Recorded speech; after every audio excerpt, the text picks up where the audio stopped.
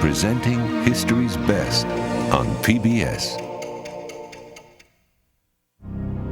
Funding for the 50 Years' War, Israel and the Arabs, was provided by the Corporation for Public Broadcasting and PBS viewers like you.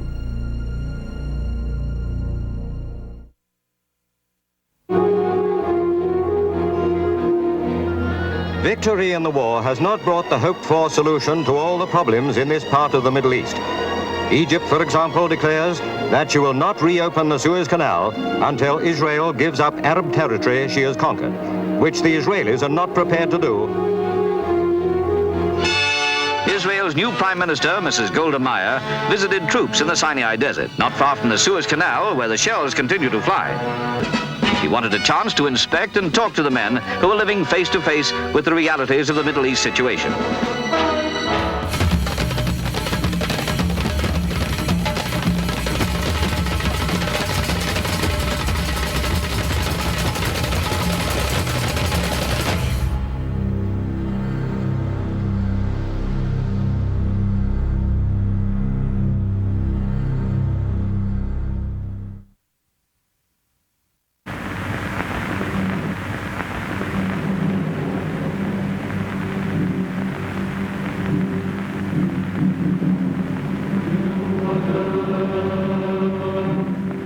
The death of President Gamal Abdel Nasser after 18 years in power devastated Egypt and the entire Arab world.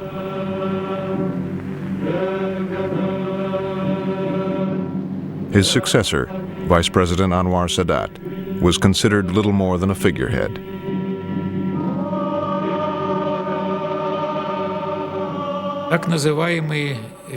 Those in Nasser's inner circle thought they could steer policy on the course set by Nasser, and they were confident that Sadat would follow the party line. The funeral was a grand occasion for the leaders of the Arab states and Nasser's Soviet allies. Nasser had severed relations with America, so the representative from Washington assumed he would be ignored. Then a soldier came into the room, weaving his way through the crowd. Apparently, it turned out heading for me. The soldier led Richardson away, out of the sight of the world's press and the watchful eye of the KGB.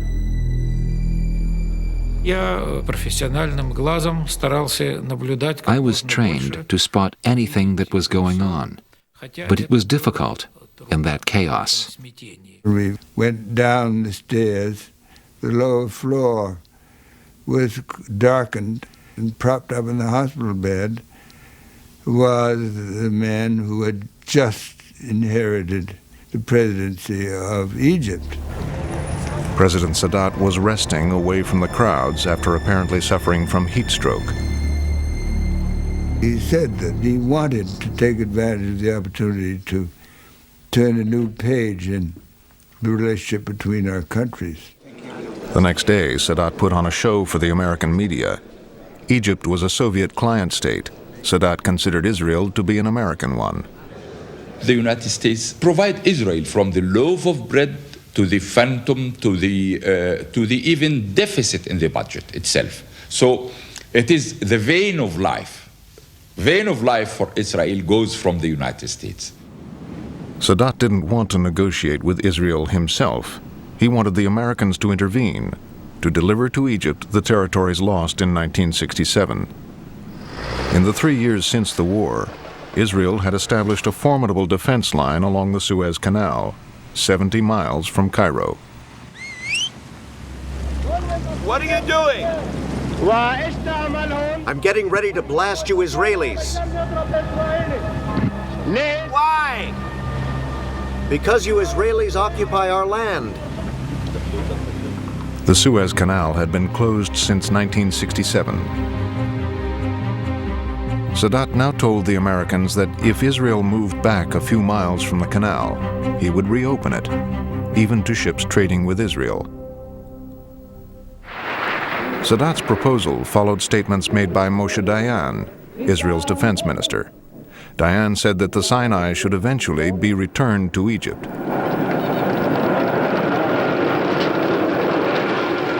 we say is that we sit there just because the war is going on.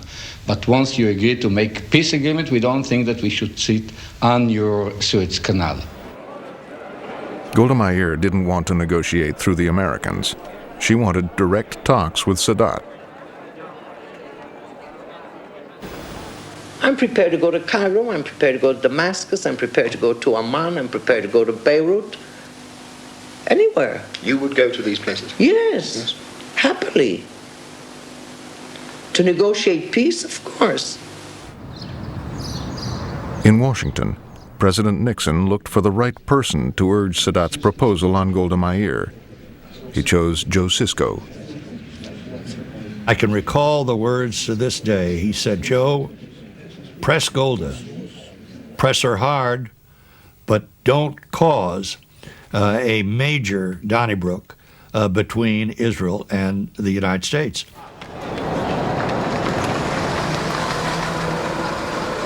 Sisko met with the entire Israeli cabinet, but only Golda Meir negotiated.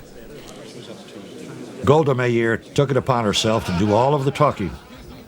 It was interesting to see everyone here, all the ministers, nobody opening their mouth. What they did to release their tension was sending little notes to each other. I sent Dayan a chit saying, "Listen, Moshe, I think we can get you some support." He sent back a very abrupt reply saying sarcastically, "Thank you very much. But if Golda is not for this, then I'm not for it either." Sisko saw that something was happening, that nobody was supposed to speak there, and so he was a very smart negotiator. He asked the Prime Minister whether he is permitted to ask the Minister of Defense one question, a professional question. So what could she say? I said to him, "Mr. Minister, if we don't do anything, what do you think is going to happen?" Dayan said, "Well, I cannot imagine that any government will tolerate indefinitely a situation where a strong army is poised at the gates of its capital." He was exaggerating. After all, our forces were at a distance of more than 100 kilometers from Cairo, and this will lead to war. Golda Meir still insisted on direct talks. The next day, I walked up with these flowers, rather gingerly, and she said to me, "Oh, Joe, now you're saying it with flowers. It won't do you any good." In Cairo, Israel's rebuff almost brought about the downfall of the man who had proposed the initiative, Anwar Sadat. So he reversed course and tried a tactic more likely to win Arab support.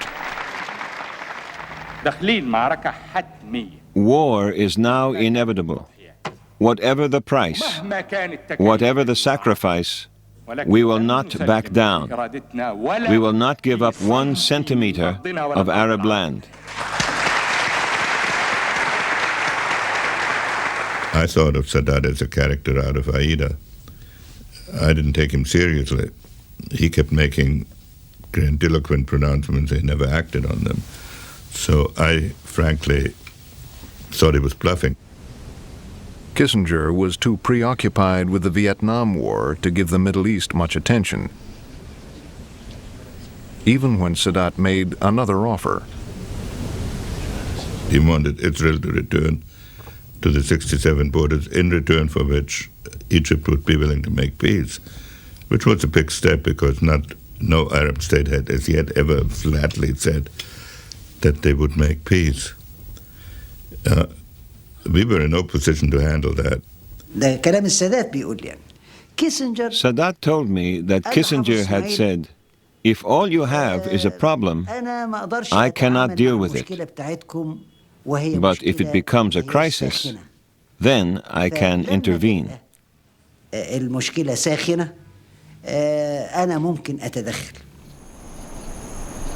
Disappointed with American diplomacy, yet still unwilling to talk to Israel directly, Sadat set out to prepare for war.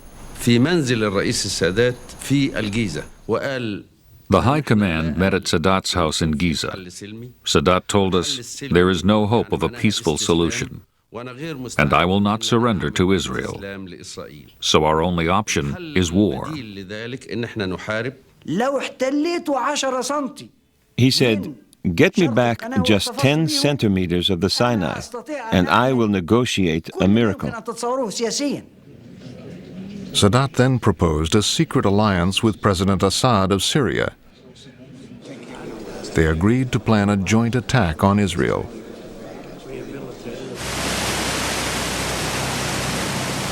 Syria's top generals sailed to Alexandria to meet their Egyptian counterparts. I went on a Russian ship, dressed in civilian clothes. I had a fake Egyptian passport and was using an alias, Jamal Hassan.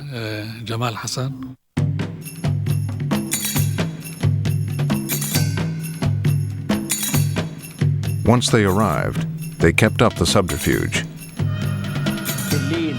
In the evenings, we went to a nightclub, the Mumtaza. We were drinking and having fun. We wanted people to think we were just enjoying ourselves and that we did not have a care in the world. At the hotel, the generals discussed the plans for their joint attack and decided on a special date.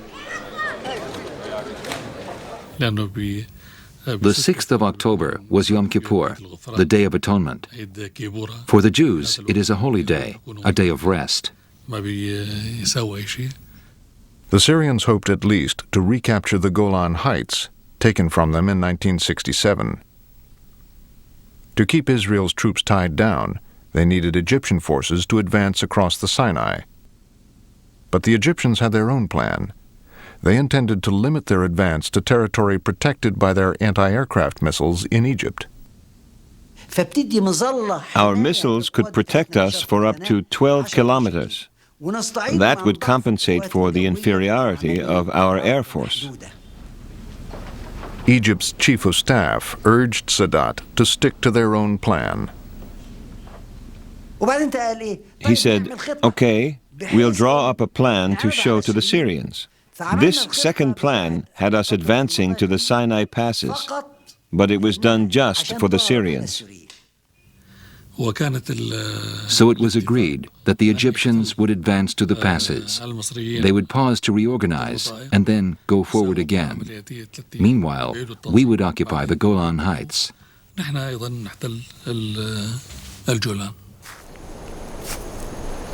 Whatever plans the Egyptians adopted, first they would have to cross the Suez Canal and do it under the gaze of Israeli troops. The enemy are just 200 meters away. I can see them, they can see me. How can I catch them by surprise? I must hide my intentions.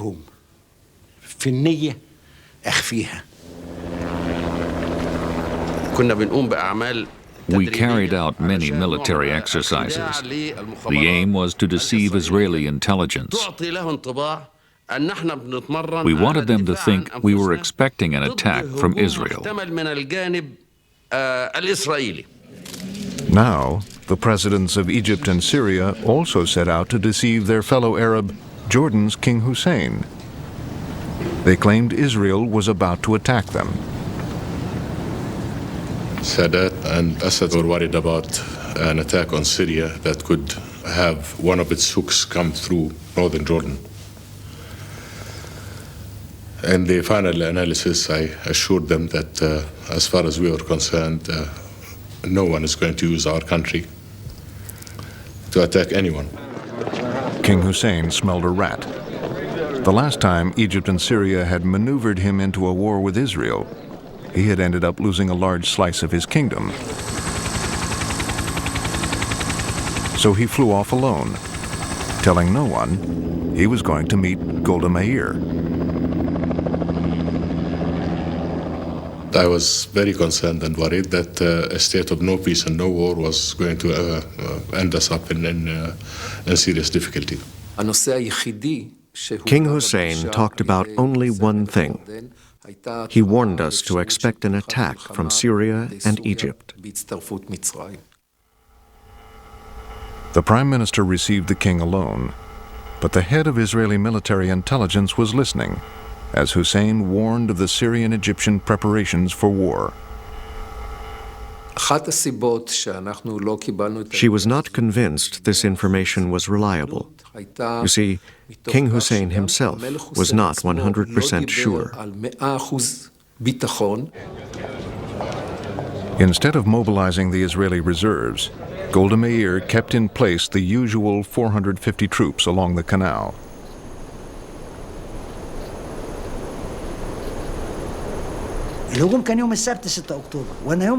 The attack was due on Saturday, October 6th. On the Friday, I went down and looked across the canal. On the other side, nothing was moving. I went back and told Sadat, "They can find out now. I don't care."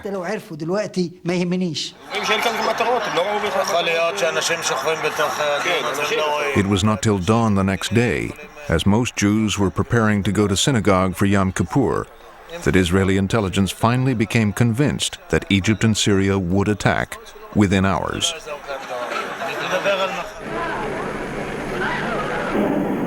The Israelis heard the call to arms on the radio and from rabbis in their synagogues. At 2 p.m., as civilians were reporting for duty, Egypt opened fire.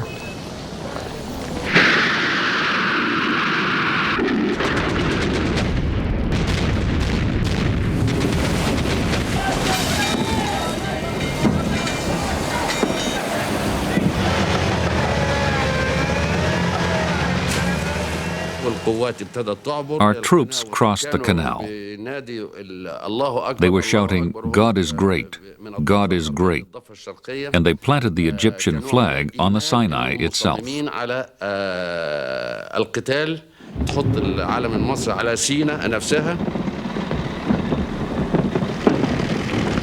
About 6 o'clock, I told my people, my forces, felicitations. The Israelis has lost their balance.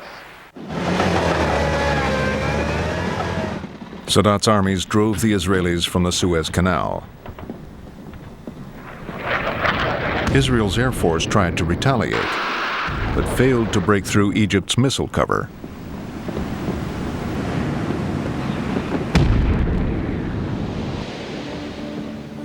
The Egyptians advanced 8 miles into the Sinai and then stopped, as planned. In the north, Syria's attack also caught Israel off balance. 600 Syrian tanks rolled over Israel's defenses and across the Golan Heights.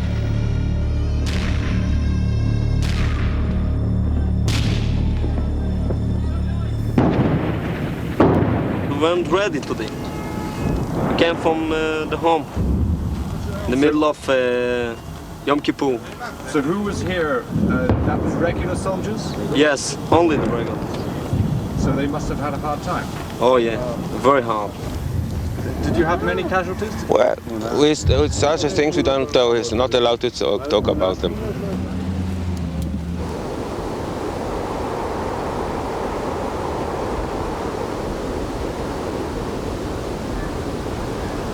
The Syrians were expected to press their advantage.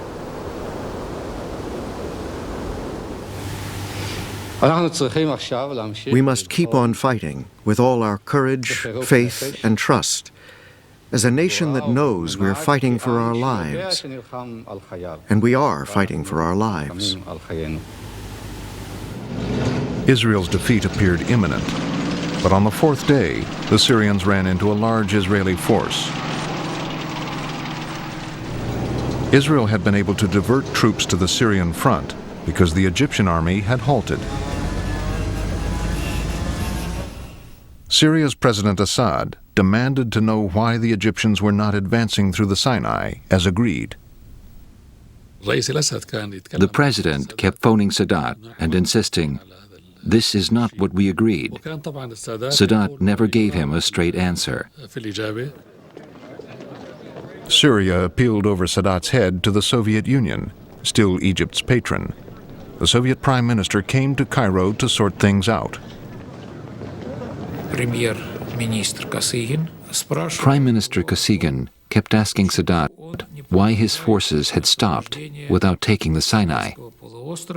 He was infuriated by Sadat's answers.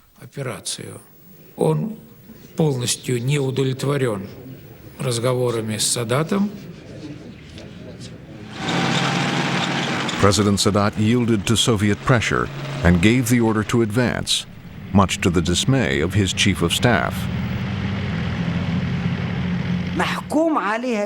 It was doomed to failure from the start. Israel's air force was much stronger than ours.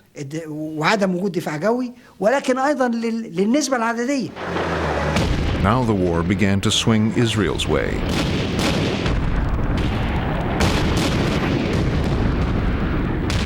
In 3 hours, 250 Egyptian tanks were destroyed.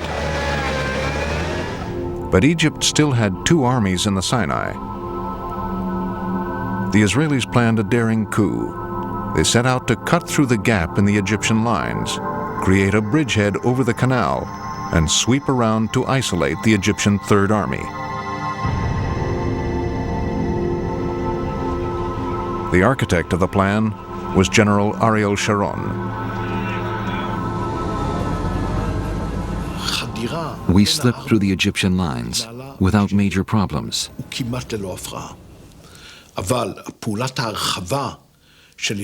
But when we reached the canal,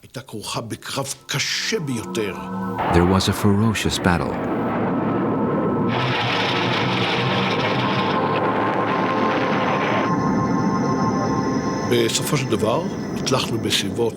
Eventually, at 1 in the morning, the paratroopers crossed to the other side in dinghies. The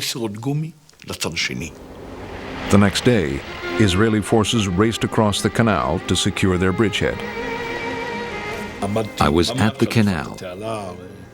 I could see the tanks crossing and the trees on the other side.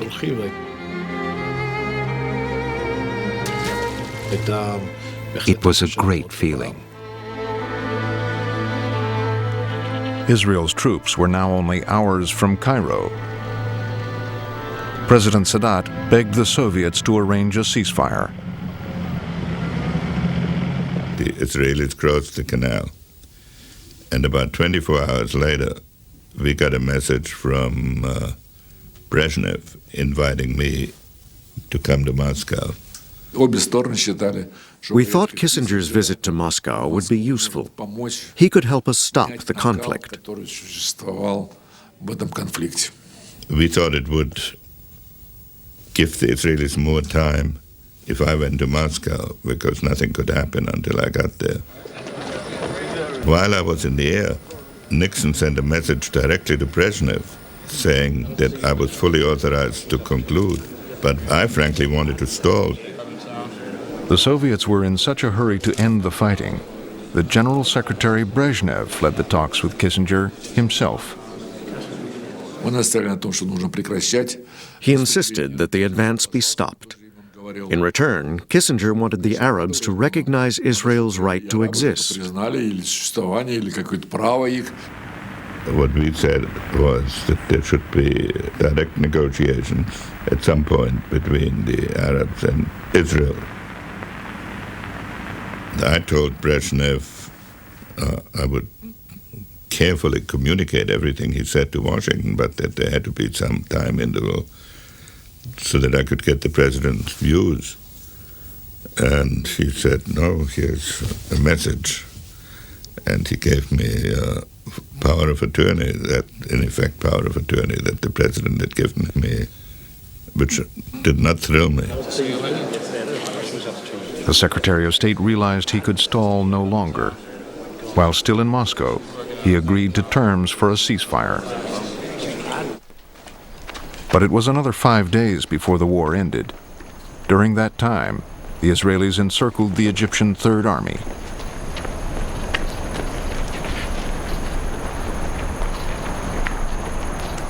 A day later, the opposing generals met in the desert to work out how to disentangle their forces. It was the first formal meeting of Egyptian and Israeli officers in 25 years.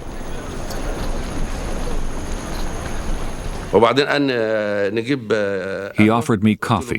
I said, no, thank you. He asked, can I get you anything else? I said, no. He said, it's cold. Can I get you a coat? I said, no, thank you. That was the end of the first meeting. It was a week before the Egyptian general began to relax. We went out and sat on the sand. We put a map down in front of us, and we put stones on it. We started to talk about how to disengage our forces.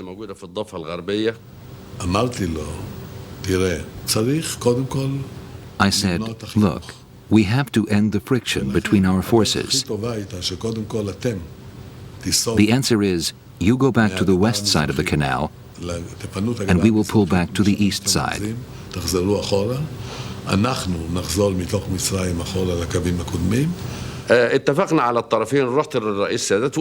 I went and told Sadat we had reached an agreement.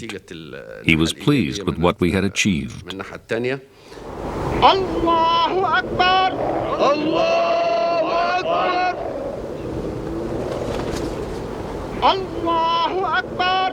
Each side's dead were returned, and Israel allowed supplies through to the trapped Egyptians. But Sadat wanted more than a ceasefire and a disengagement. He wanted the Sinai back. But once again, he would talk only to the Americans. He came out in military uniforms and said, I need a Kissinger plan. I agreed to do a shuttle and settle it fast, and he said he would make major concessions to make it possible. Kissinger decided the way forward was to bring all the parties to a peace conference in Geneva. I never thought you would kiss a woman. It's kissing her. After all, it's kissing her. I wonder who's kissing her now. The Egyptians and Israelis agreed to attend the conference. And then there was President Assad of Syria.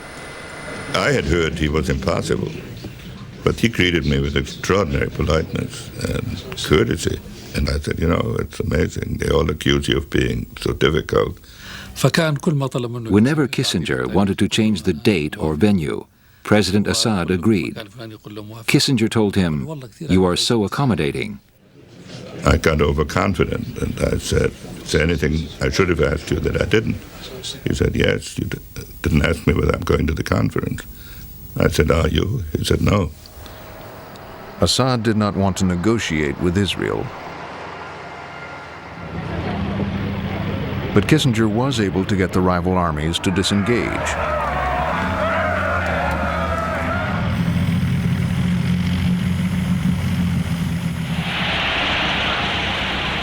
Sadat then attempted to strengthen his hand by embracing Syrian and Palestinian objectives. Israel must move on all the fronts, on the Egyptian front, the Syrian front, the Jordanian front, the Palestinian front. At a time when Arafat wanted to replace Israel with a Palestinian state, Sadat pledged unity. You see, we are cooperating together. And as we have mentioned, there are three partners: Egyptians, Syrians, and the Palestinians. 2 restless years passed. Then, Israeli elections brought forth a leader determined to hold on to the West Bank and Gaza. What occupied territories? If you mean Judea, Samaria, and the Gaza Strip, they are liberated territories. They are an integral part of the land of Israel. The new prime minister made the building of settlements his first priority. Settlements like the new town of Yamit, where 5,000 Jews lived in the Sinai. Begin was highly suspicious of Sadat. Sadat is an implacable enemy of Israel. This is also the truth. He is no fool, but he is an enemy.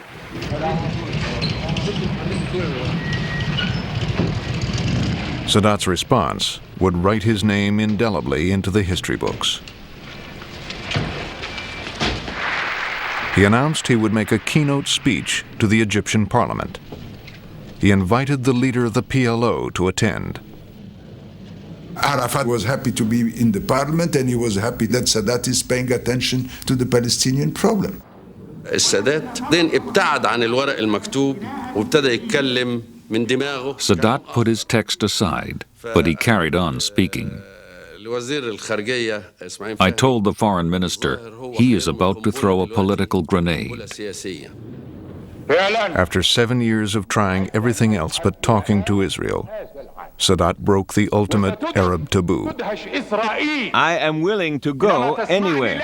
Israel will be surprised to hear that I am ready to go to them, even to the Knesset itself, and negotiate with them.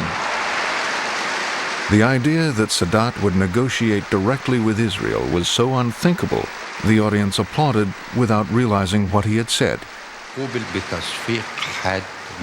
Everyone was applauding Sadat. Even Yasser Arafat was clapping. I know, because he was sitting next to me.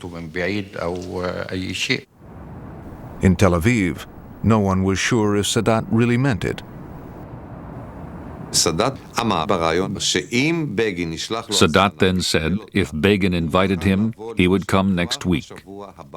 The next day, Prime Minister Begin was hosting a lunch at the Hilton Hotel. The head of CBS in Israel wanted Begin's reaction. Begin was eating at the head table. I went up and gave him the message. He said, sure, I'll invite Sadat from here. Ladies and gentlemen, I hereby invite President Sadat on behalf of the government of Israel to come to Jerusalem and to start negotiations to establish permanent peace between Israel and Egypt.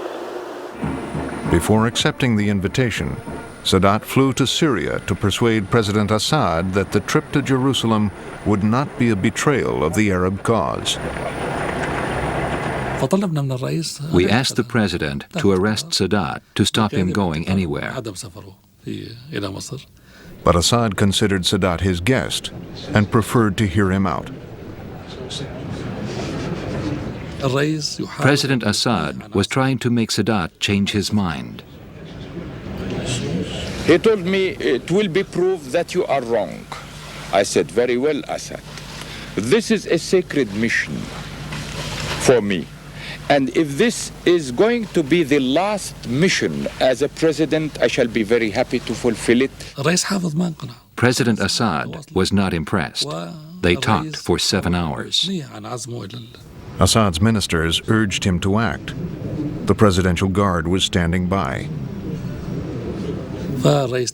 President Assad refused. He said, it is against the Arab tradition for a man to arrest his guest. President Sadat returned safely to Egypt. 3 days later, he set off for Jerusalem. I feared for his safety. We had been enemies for 40 years. He was putting himself at their mercy. He would be sleeping there that night. I was very anxious.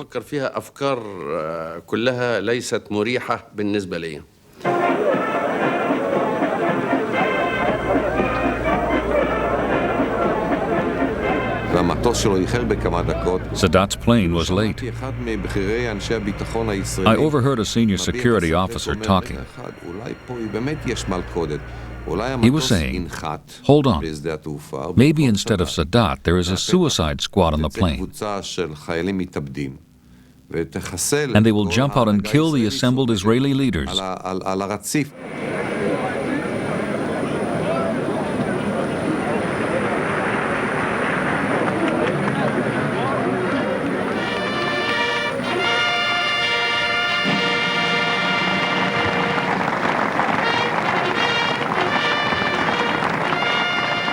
when we arrived in Tel Aviv, it was like I was coming to outer space. It means it was something completely new.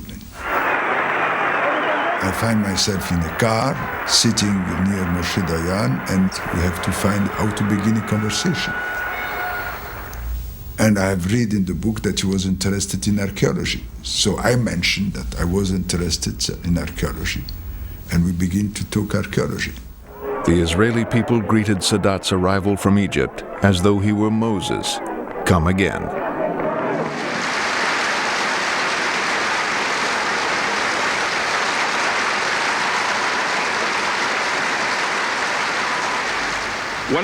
I come to you today with a firm desire to make peace. Sadat offered peace, but he was careful not to abandon the other Arab states or the Palestinians. There are Arab lands still under Israeli occupation. We insist on complete withdrawal from these territories, including Arab Jerusalem.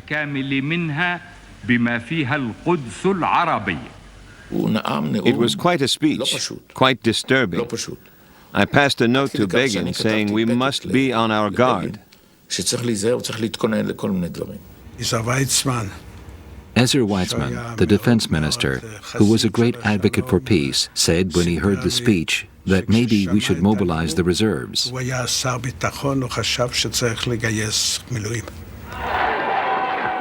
The visitors went from the Knesset to a dinner in their honor. It was a kind of dinner where there was not much talk. The atmosphere was cool. President Sadat and Mr. Begin were not speaking to each other. They were sitting with their backs to each other. I decided to invite Ezra Weizmann and another minister up to my suite after dinner. Mustafa Khalil told me, we have to do something. Otherwise, the whole trip will be without any follow-up. What about having a meeting together? I say, no objection. So now I found myself sitting with our worst enemy at the King David Hotel, drinking Black Label. I want to enter directly in the process and mentioning what are the problems of Cairo today and the problems of Egypt, and this is why we need peace. I said, let me show you something. I took him to the window. I said, take a good look. Do you really think you can divide this city? I say the solution is this direct talk with the leadership of Israel, and through this direct talk, direct contact, everything will be solved.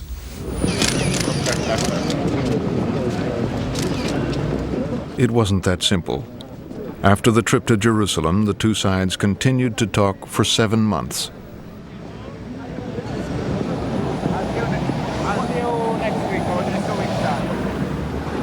But Begin would not give an inch.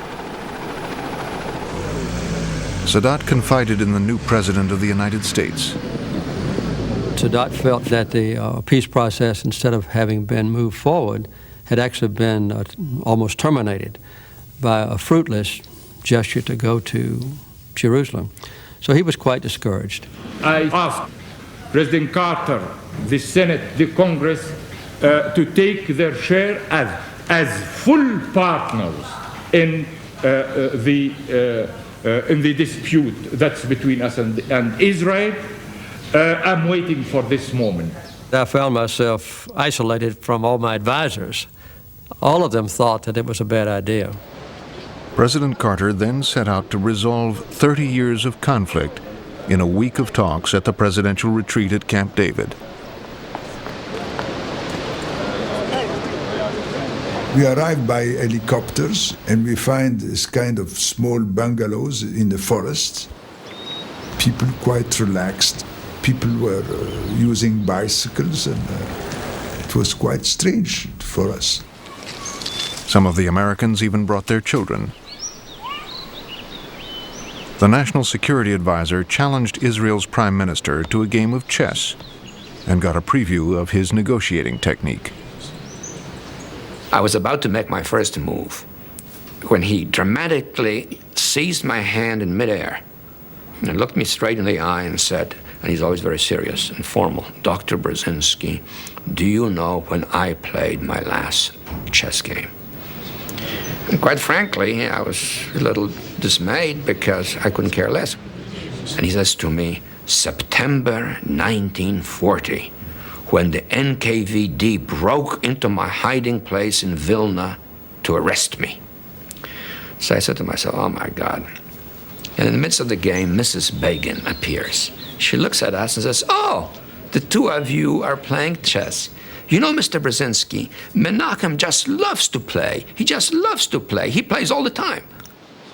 When President Carter brought the two leaders together, Sadat listed the demands: the return of the Sinai to Egypt and a Palestinian state in the West Bank, with its capital in Jerusalem. Sadat and I both knew that this was not going to be at all acceptable to me or the Israelis. We all hit the roof, not just Begin. They were taking a hard line. We all said, this simply won't work. They wanted to storm out, to terminate the talks. And I jumped up from the desk where I was sitting and writing and got in the door in front of them. And I wouldn't let them get out of the room until they both agreed to let me try to continue. And after that, the two men never saw each other for the next 10 days.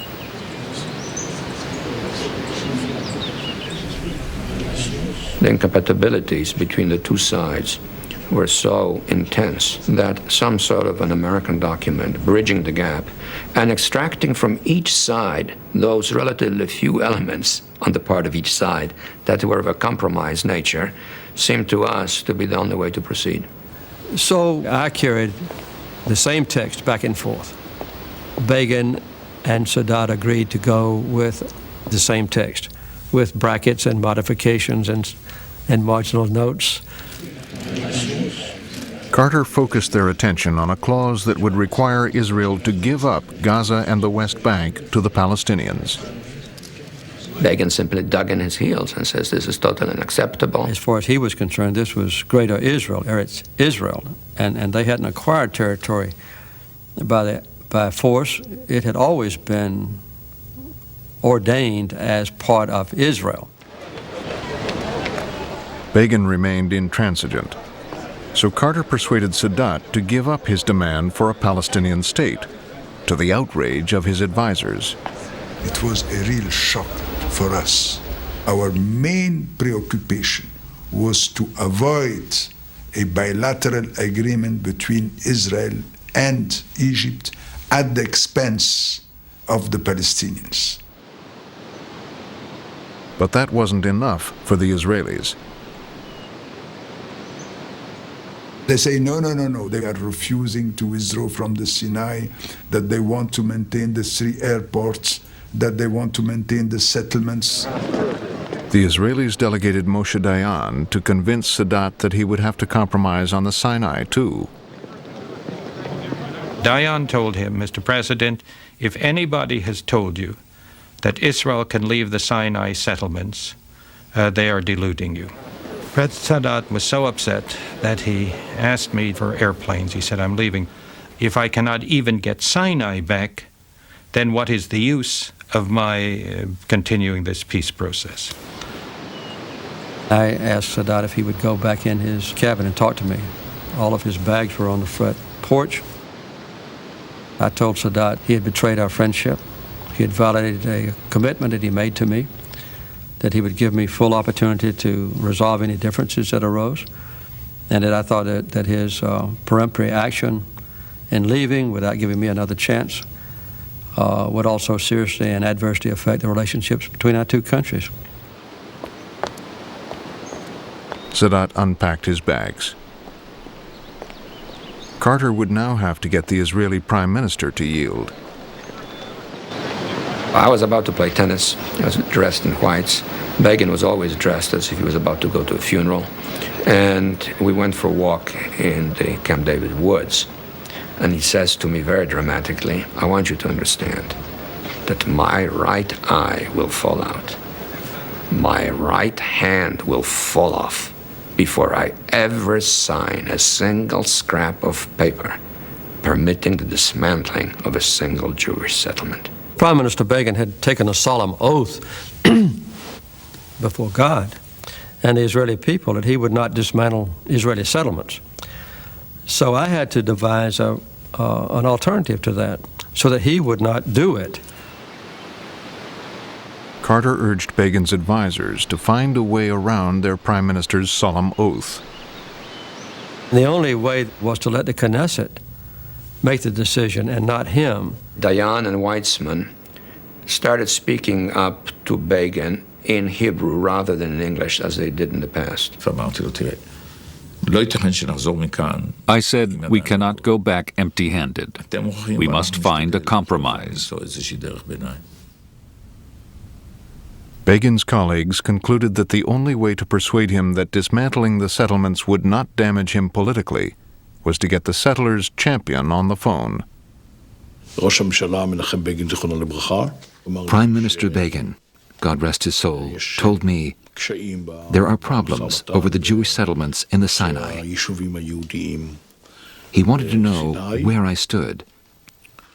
I answered in one sentence, I will support any decision you take.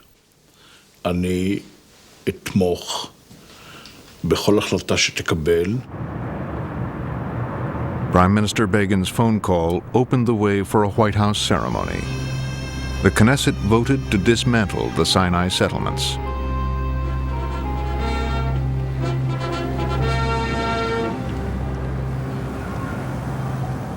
Egypt became the first Arab state to recognize Israel's right to exist.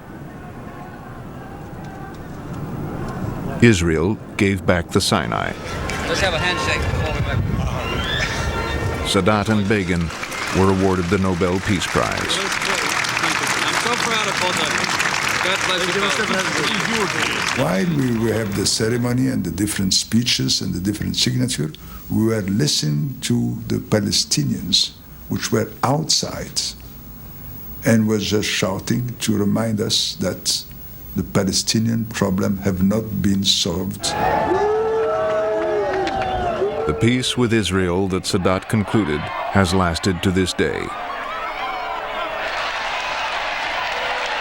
But many Arabs were enraged. 2 years later, at a military display in Cairo, Islamic extremists assassinated Anwar Sadat.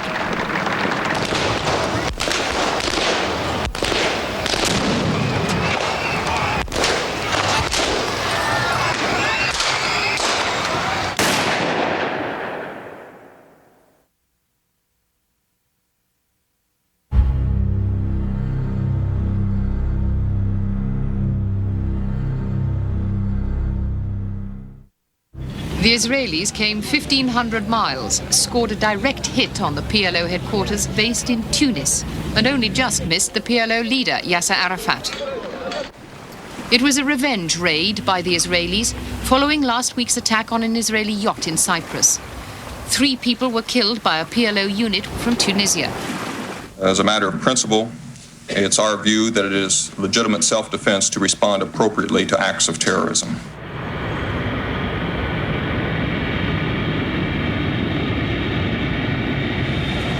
As terrorist warfare continued, a plane load of Israelis arrived at Heathrow Airport. The passengers had no idea that among them was their foreign minister on a top-secret mission. I came disguised in a wig and glasses. When I got to passport control, he asked, "On holiday or business?" I didn't know what to say. Finally, I said, "On business."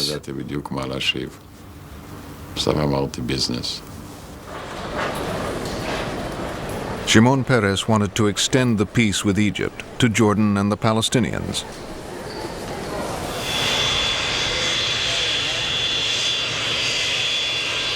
That same day, King Hussein of Jordan piloted his own plane to London. He had been invited to meet Peres by a mutual friend. I had many questions in my mind about it, but he didn't give me any detail. He just told me that he had contacts with Peres, which were a beginning of talk about what could be done. The British lawyer, Lord Mishkan, had provided the meeting place and given his staff the day off. King Hussein said, "We'll wash up the dishes." I immediately agreed. But Mrs. Michon said no. She wouldn't dream of letting a king do her dishes. They now settled down to work out how to begin the process of negotiations. Israel still didn't want to negotiate with the PLO, which it saw as a terrorist organization dedicated to its destruction. We discussed the impasse. The problem was how to get the Palestinians to the negotiating table against Israeli opposition, against American opposition. Hussein said, if you were clever, you would recognize the PLO. That would show everyone the truth. The PLO is just unwilling to negotiate. Israel was willing to negotiate only with those Palestinians recognizing the right of Israel to exist. Peace talks with Palestinians who accepted Israel's right to exist would exclude the PLO. I had a little bit of time to think about it, and at the same time to see if I had any last thoughts before such a monumental decision was taken. And then I decided, all right, fine, we'll go. The idea they came up with was a peace conference that excluded the PLO. Back in Israel, Shimon Peres faced a difficult meeting with his prime minister, Yitzhak Shamir. Peres's moderate Labor Party was part of a coalition that straddled the divide of Israeli politics. Shamir, a hardliner, opposed the conference. He wanted to negotiate separately with each Arab country and didn't want to deal with the Palestinians at all.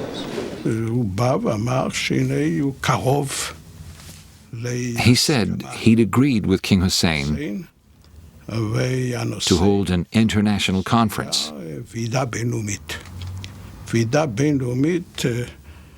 international conference? For me, that would be as bad as a pig in the temple. Shamir mistrusted Peres. He feared Israel would be outnumbered by the Arab states at the conference. Peres assured him the conference would quickly adjourn into individual talks with each Arab state, and the PLO would not be invited. I said, leave the text. I'll read it later. I said, no, I can't leave the agreement. Your staff might leak it and spoil my plan. It has to look like it comes from the Americans. Peres and King Hussein agreed that only America had the clout to get everyone to attend. So Peres then contacted the American Secretary of State.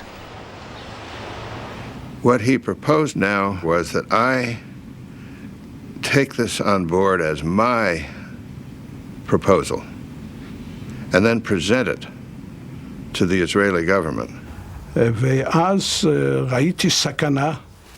I saw danger, even in a visit from Schultz.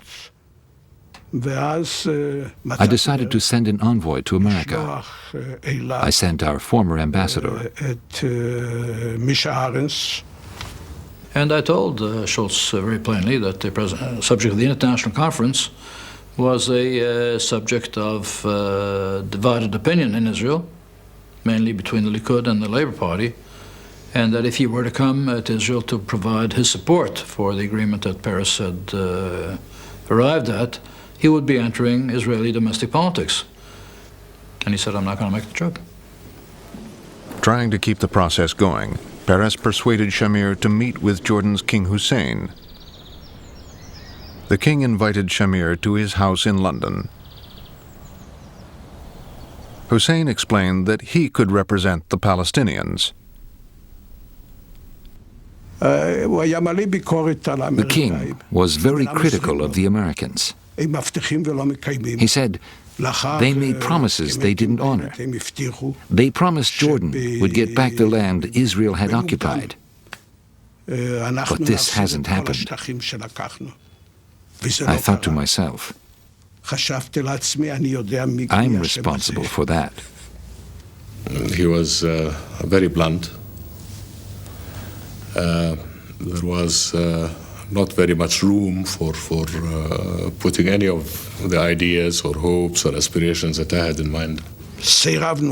I refused point blank to discuss an international conference. So there wasn't much that we could really speak about or agree about. The next morning, I flew back to Jerusalem. None of my colleagues knew where I'd been or who I'd been meeting. We got a report from that meeting from Shamir, who was very happy about it. The king was so courteous. He served a kosher meal. He listened to me, and he was warm and so on. We got a report from King Hussein, who said, well, we had the meeting and it was terribly discouraging because it's obvious to me that the Prime Minister is not willing to give any ground at all. Shamir rejected Hussein as a representative of the Palestinians and repeated his unwillingness to negotiate with the PLO.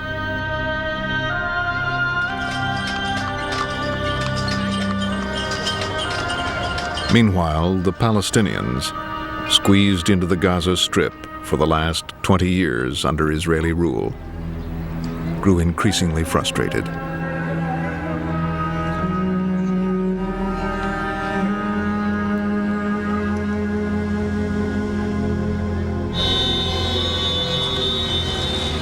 On December 8, 1987, an Israeli truck accidentally hit a car carrying 4 Palestinian laborers. All the people in the car were killed. We thought this was no accident. It was done on purpose by the Israelis. Angry crowds soon gathered. An 18-year-old Palestinian threw a stone at some Israeli soldiers.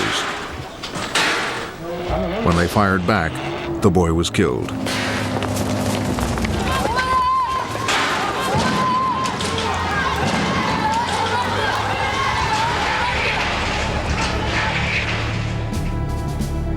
The Israeli security forces then stepped up their presence in the occupied territories.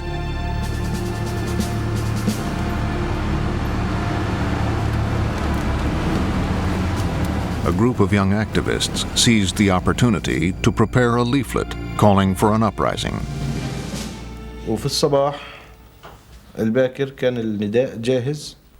Early in the morning, our leaflet was ready. We had cars standing by. We asked children and pregnant women to help. They could slip past the Israelis at the checkpoint. Palestinian workers were urged to go on strike. Shopkeepers were told to shut their businesses.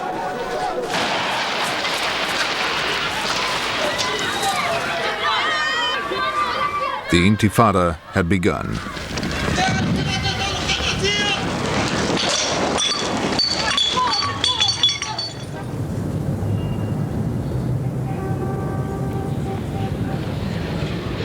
Yasser Arafat and the PLO leadership, still in exile in Tunis, learned about the Intifada from a newscast.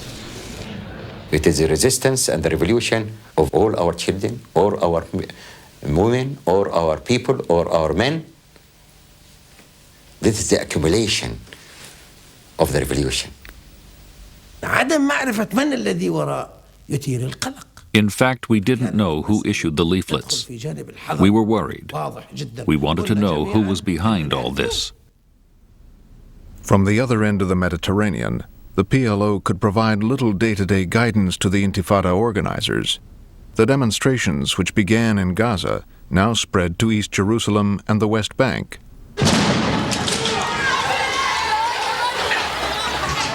The Palestinian flag, an illegal symbol under Israeli rule, began to appear all over the occupied territories. Now, even the bourgeoisie, everyone joined the Intifada. This really encouraged us. To keep the Intifada going, one young activist sought guidance from Faisal Husseini, the head of one of the oldest Palestinian families. Husseini had spent the last few years in and out of Israeli jails for his political activities. I told him the Intifada must not change tactics. Don't use weapons or guns. Don't give the Israelis an excuse to use their technology. We want to tie down as many soldiers as we can.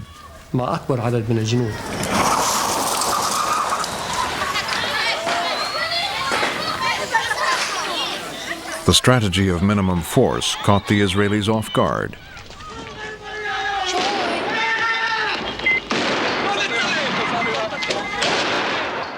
We are facing now a new form of warfare against us. It means the attempt to destroy our existence by violent demonstrations.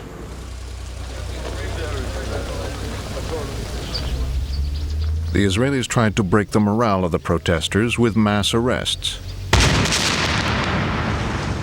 They blew up the homes of convicted terrorists. It is not a nice picture to witness blowing a house. I forced myself to be with the soldiers, understanding that they feel as I feel. When the Israeli cabinet met, members of the coalition argued about how best to end the Intifada.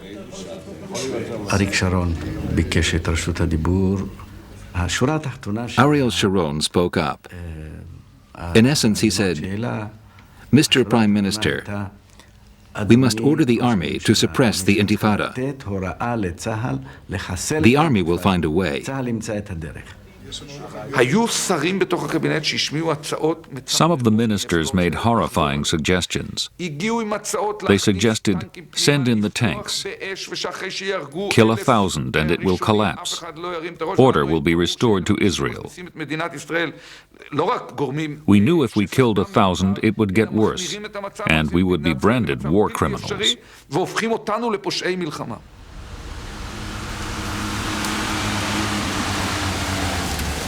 The cabinet rejected all of this, but told the defense minister, Yitzhak Rabin, to find a way to end the Intifada.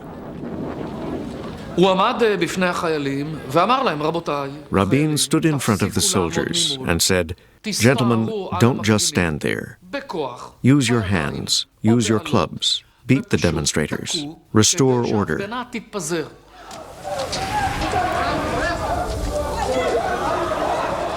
Trying to restore order without shooting the demonstrators, Rabin told his soldiers to club them instead.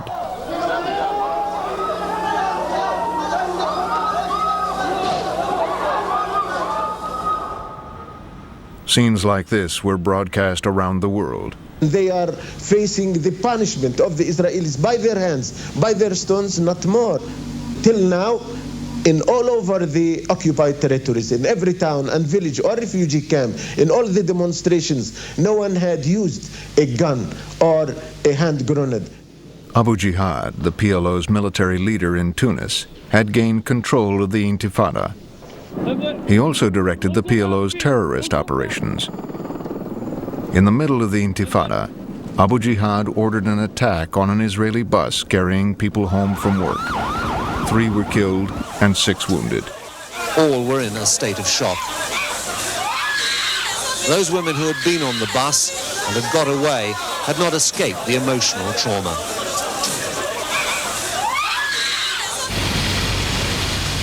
A month later, an elite Israeli commando unit landed on a beach in Tunis.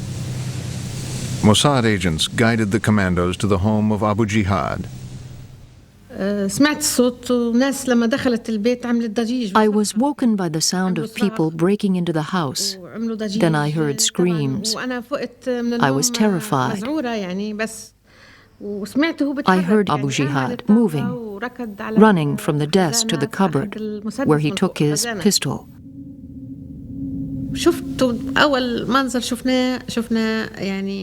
I saw 3 masked men with machine guns. One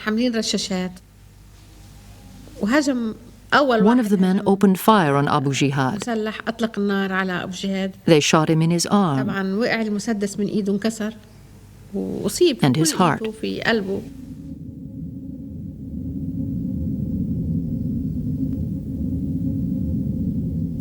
Abu Jihad was a leader of the Intifada. Although he was out of the country, he was fighting against us. He was one of their most popular commanders. He fell, just like many others, like people on our side.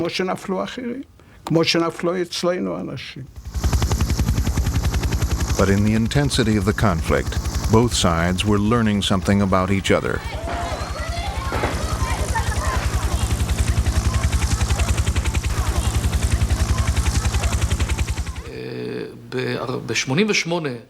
For the 40th anniversary of Israel, we had a huge military parade.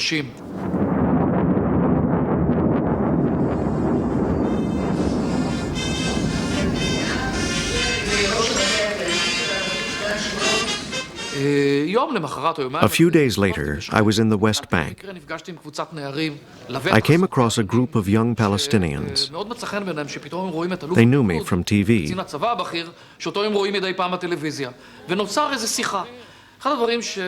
And one of them said, "Yesterday I saw all your fighter aircraft. They're so strong up there. But what can you do against stone throwers down here?" This was our problem, and the young people's power.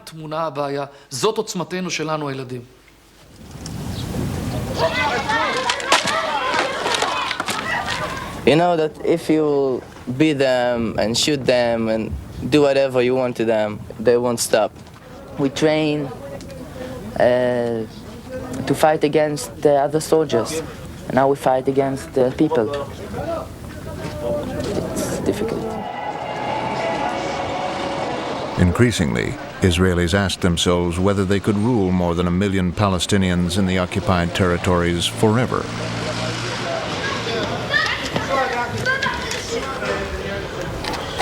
We can't solve this problem. It's the government, it's the politician have to solve that problem, not we are.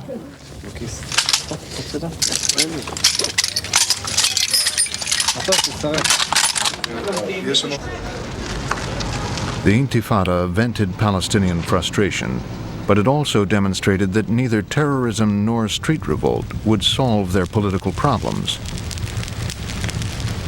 In Tunis, one PLO leader discussed what to do next with a colleague.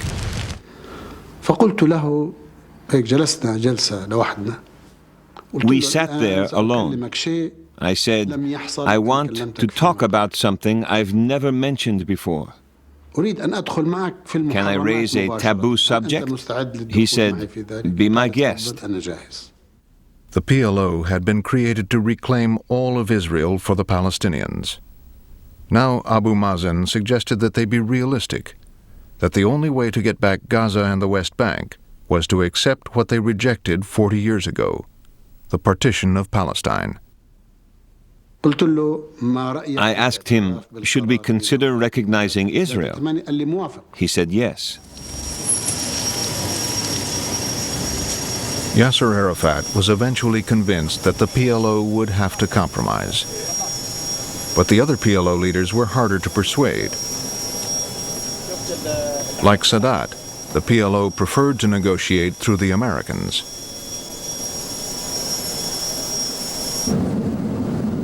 But the Americans laid down a condition. Yasser Arafat, the world's most famous guerrilla leader, would have to renounce terrorism.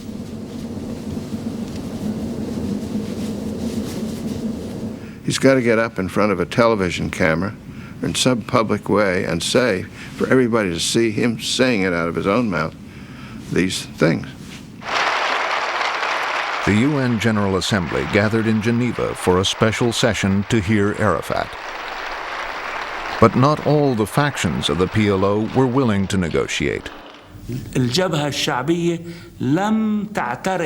We did not accept the decision to recognize Israel. We would accept no further compromise. Arafat's UN speech would be a difficult balancing act. I hereby once more declare that I condemn terrorism in all its forms. That was for the Americans. And in a pattern that was to characterize the whole speech, the next phrase was for the PLO radicals. And at the same time, salute those sitting before me in this hall who, in the days when they fought to free their countries from the yoke of colonialism, were accused of terrorism.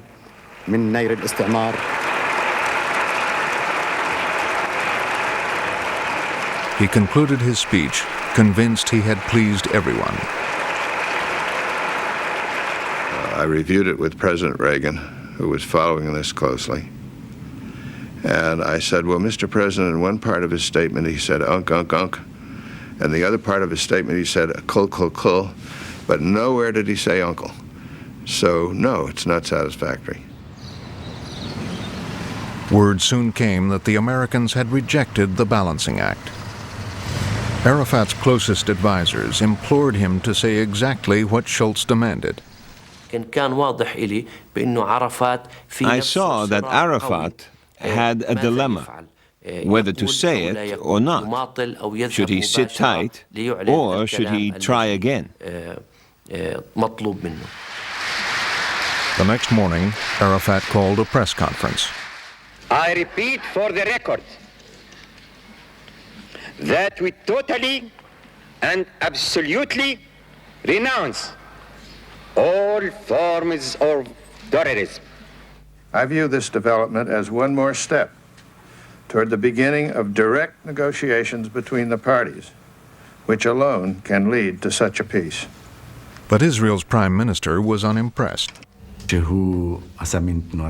Shamir made a gesture. It meant, this isn't important. Let's not waste time analyzing what Arafat said. We cannot trust them. They are criminals, they are liars, they are enemies of our people.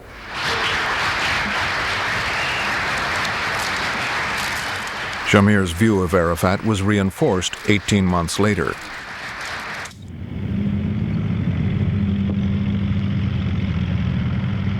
On August 2, 1990, Iraq's Saddam Hussein sent his army into Kuwait. He boasted that, in a war, Israel would end up in flames.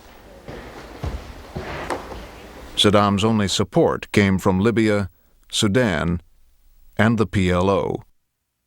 You know, the war will not be only in Baghdad. This war, if it starts, it will be in the whole area. For this, it will be a real catastrophe. Israel prepared for an attack. As President Bush set out to build a coalition to force Saddam out of Kuwait, he traveled to Damascus to bring Syria into the fold.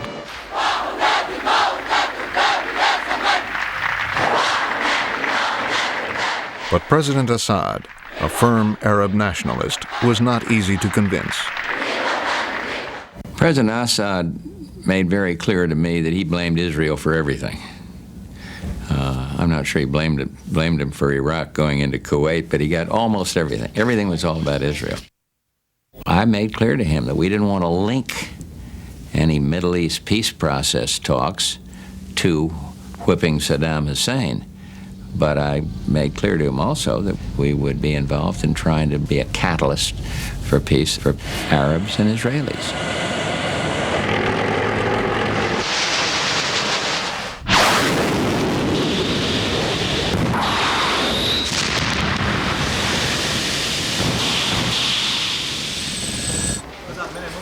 As the war started, Saddam ordered an attack on Israel with Scud missiles. Saddam hoped that by attacking Israel, he would get the support of other Arab countries. If Israel retaliated, he might be able to undermine the coalition against him. Iraq's missiles were aimed indiscriminately at Israel's largest cities. The repeated attacks over many nights were nerve-wracking.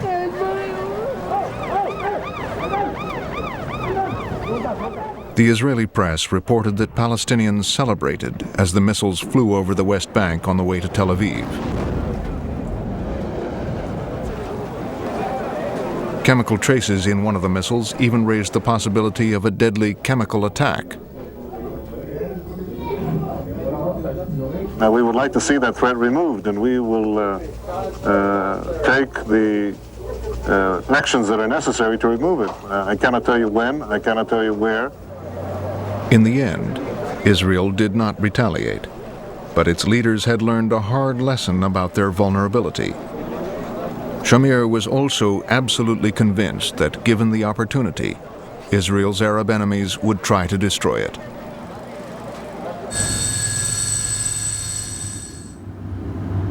When the war with Iraq ended, President Bush looked towards the future. Mr. Speaker, the President of the United States.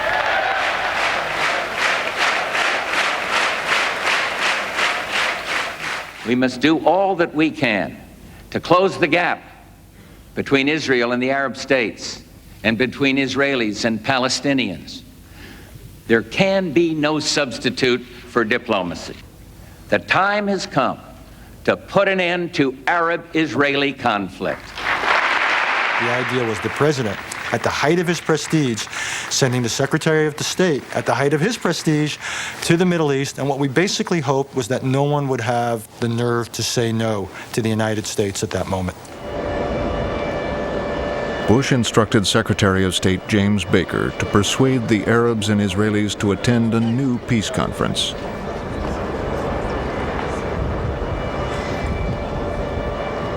Well, the whole idea that we came up with was to give the Arabs what they needed and give the Israelis what they needed. The bone of contention between Israel and Syria was still the Golan Heights, captured by Israel 20 years earlier.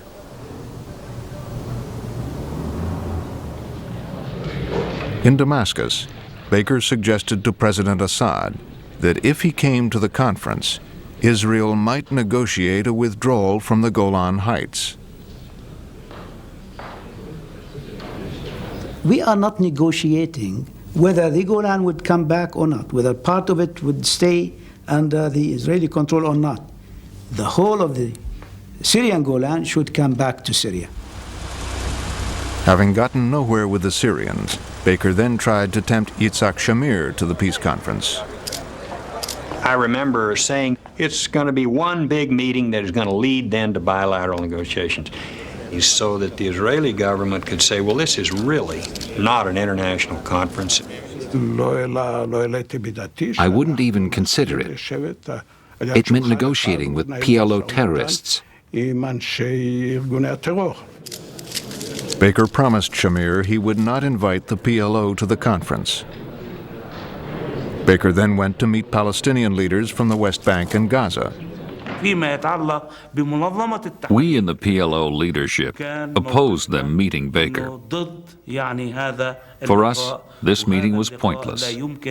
We thought it would not advance the Palestinian cause.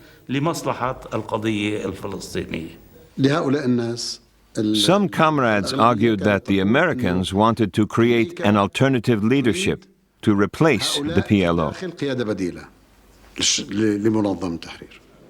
For 5 nights, Abu Mazen urged the PLO leadership to let Palestinians from the occupied territories meet with Baker. Finally, Yasser Arafat decided he had nothing to lose. Only it is a meeting, exploratory meeting, nothing more. If things would proceed positively, then the leadership would take the credit. If things did not work out, then we as individuals would take the blame. When the Palestinians met Baker in Jerusalem, the PLO insisted that each Palestinian delegate be approved in writing by Arafat.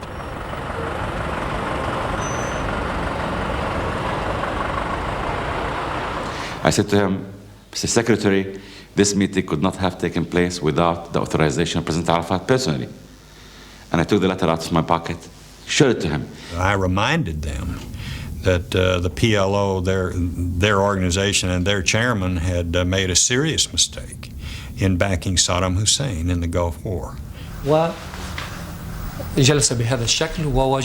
He sat like this. I pulled my chair around and faced him. We confronted each other just like two fighting cocks.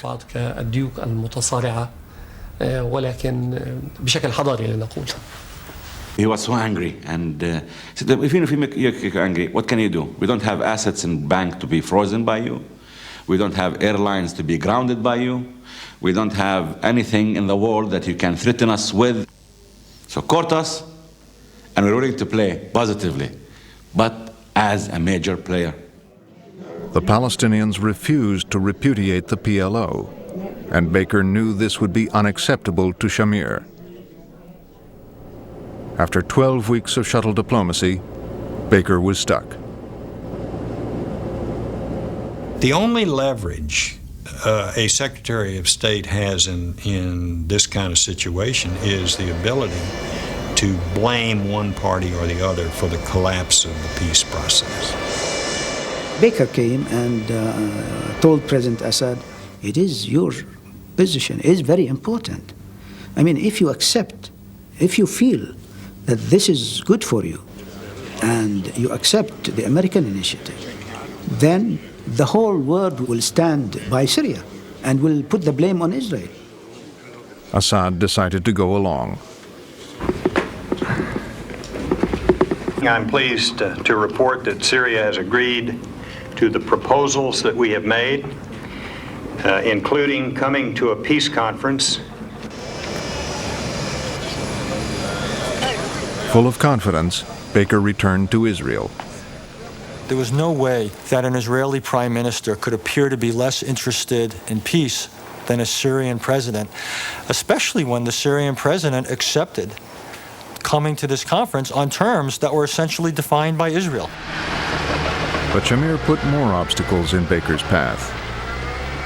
Every time the American team arrived in the Middle East, Israel announced the construction of a new Jewish settlement in the occupied territories, land the Arabs claimed was theirs. Each new Jewish home made Israeli withdrawal more difficult. Furious, Baker went public. It is easier to obstruct peace than it is to promote it, and that the establishment of these settlements certainly does not help the efforts of those of us who are interested in peace.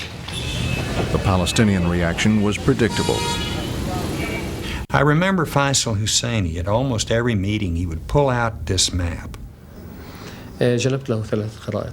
I brought him maps of the West Bank and Gaza. The first map showed the situation before 1967. The second one showed the situation today, with the settlements all marked in orange. And I finally said, Faisal, let's talk about what's important here. Let's talk about how we're going to get a negotiation going. Because if we don't, we're going to keep meeting like this, and pretty soon you're going to bring me a map that's totally orange.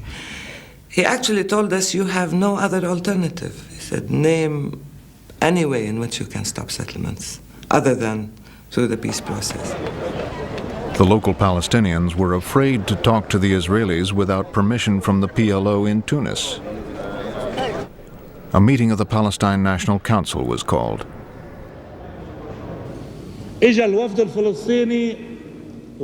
Our delegation asked Baker, could the refugees return? He said no. Will there be a Palestinian state? He said no. Will the PLO be on the delegation to speak for us? He said no. Chairman Arafat knows that these answers are accurate. They are no, no, and no.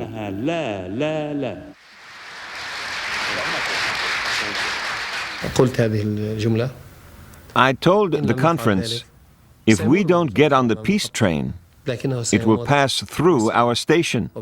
We will never have another chance.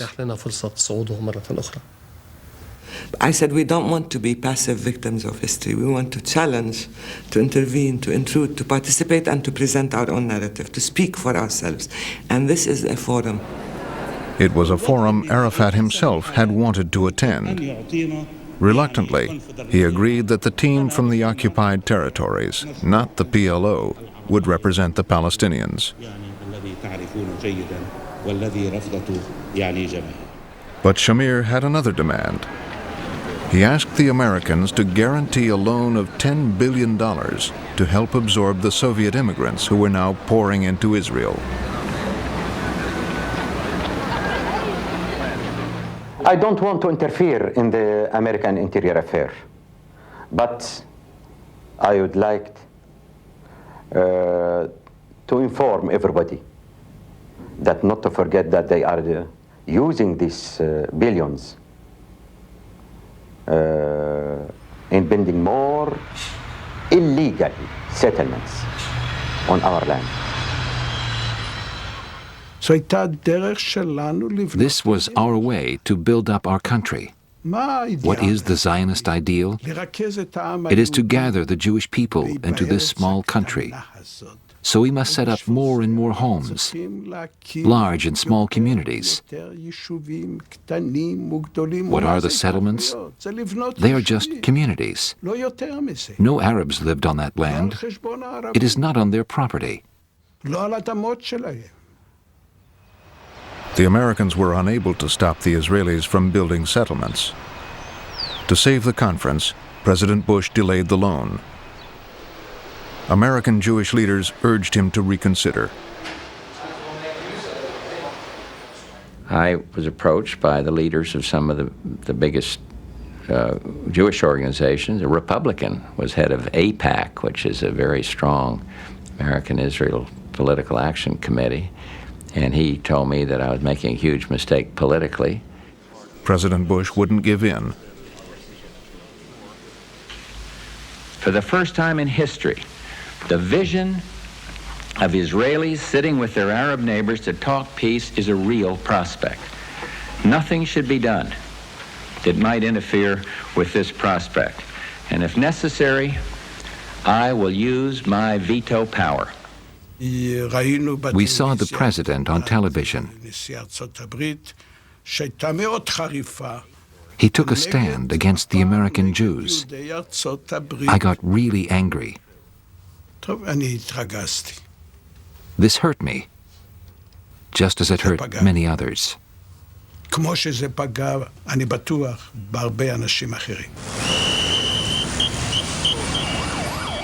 Bush had faced down Shamir.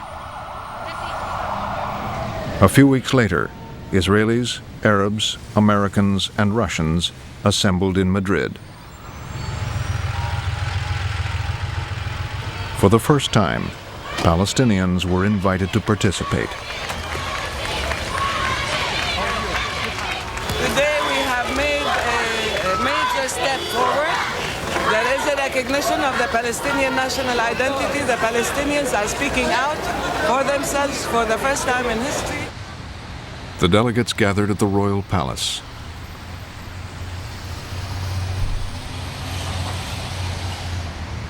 I will never forget the emotion I felt when, with Gorbachev next to me, we walked into this room in Madrid, and there, across the table, sat Arabs and Israelis. We come to Madrid on a mission of hope.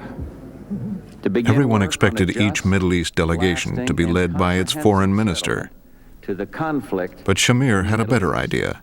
I thought, maybe I should go to Madrid myself. Shamir had devoted his life to fighting for Israel, doing whatever he thought necessary to establish, maintain, and defend the state. As he got up to speak, the conference waited to hear if he was now ready to make peace. I could go on and recite a litany of facts that demonstrate the extent to which Syria merits the dubious honor of being one of the most oppressive tyrannical regimes in the world. But this is not what we have come here for. He attacked Syria bitterly and accused Syria of being on the list of terrorism. And I was very angry. I looked over and I saw Farouk Shara's face, he just froze. And he called one of his aides over. So immediately his face changed and he smiled.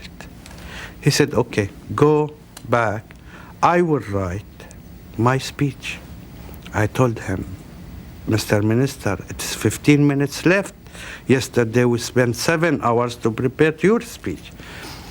He said, don't worry, I will write headlines. So I lay aside my prepared speech and said openly, he is the last one to have the right to speak about terrorism because he himself was a wanted terrorist. I shall just show you, if I may, a photograph, an old photograph of Mr. Shamir. Why was this picture distributed? It was distributed because he was wanted. He helped in the assassination of Count Bernadotte, the UN mediator in Palestine, as I recall, in 1948. He killed peace mediators. I remember the faces of the Israeli delegation. They were colorless.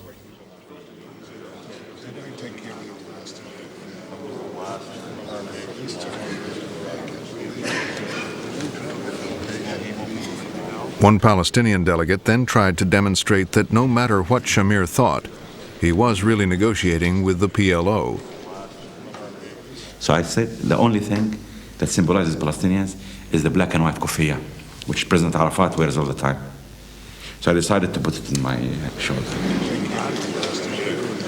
And the angle of my seat came directly looking Shamir on the eye.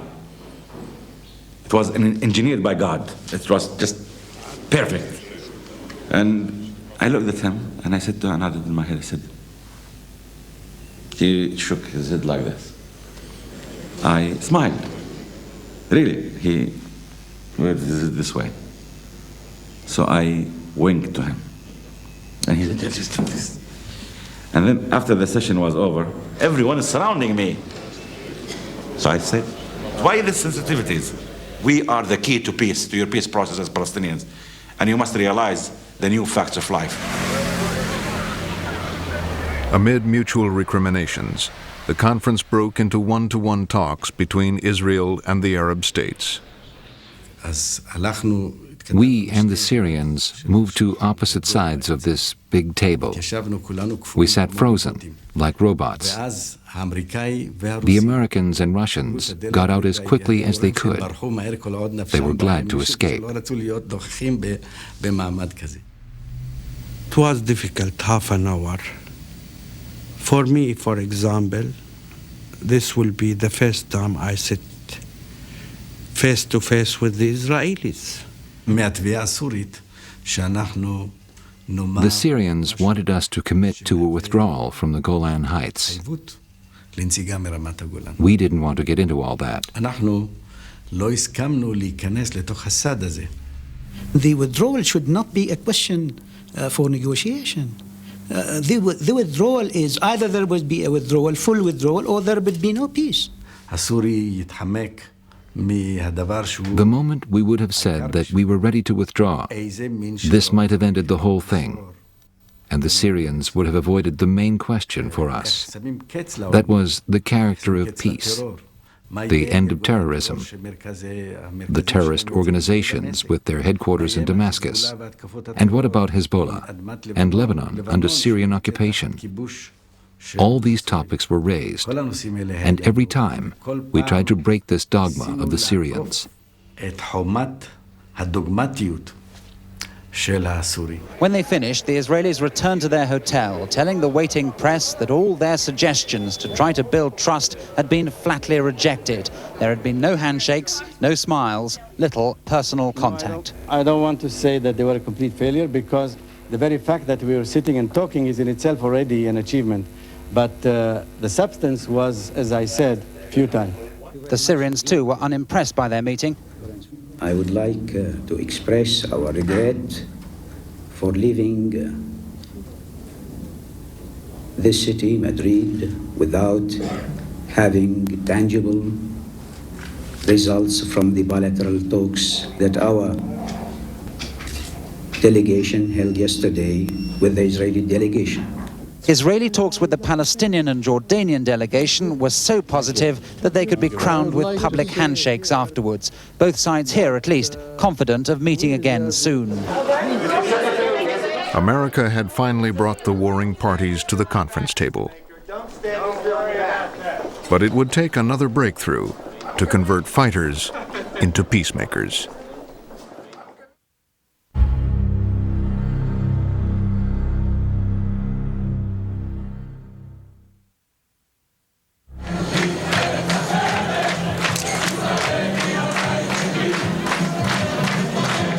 Yitzhak Rabin's stunning election victory brought the Labor Party back into power. Rabin had promised to accelerate peace talks with the Arabs. I believe that agreement will be reached within less than 1 year. You can say 9 months, less, or between 9 and 12. Israel's old enemy, Yasser Arafat, still claimed to lead the Palestinian people. But exiled in Tunis and cut off from his homeland, Arafat was more willing to compromise with the Israelis.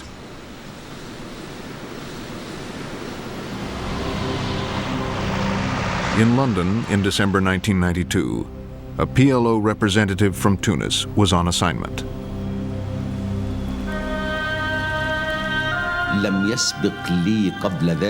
I had never met an Israeli before,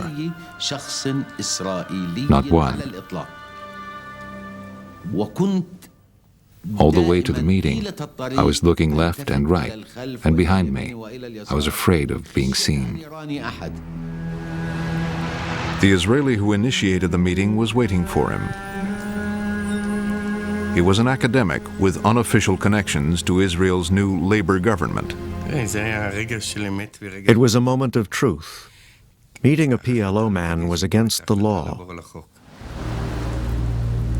The Israelis' cover for meeting a member of the PLO was provided by a fellow social scientist from Oslo.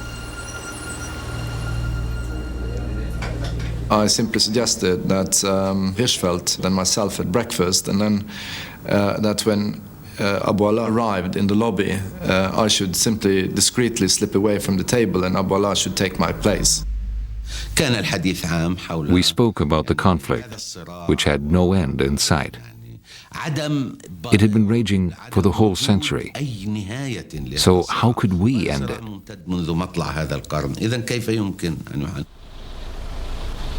PLO headquarters in Tunis awaited his report. Abu Allah told us what had happened. I said, if they ask you to go again, go. He asked, what's the point of talking to these people? I said, well, there must be something behind it. At the same time, official peace negotiations begun in Madrid continued in Washington, where a delegation of West Bank Palestinians were getting nowhere. Bypassing the delegation to talk directly to the PLO was thought by some Israelis as a better way around the impasse.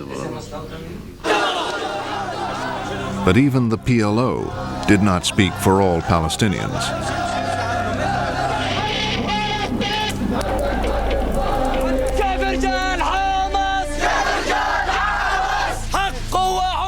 The fundamentalist group Hamas had just kidnapped an Israeli police officer and murdered him.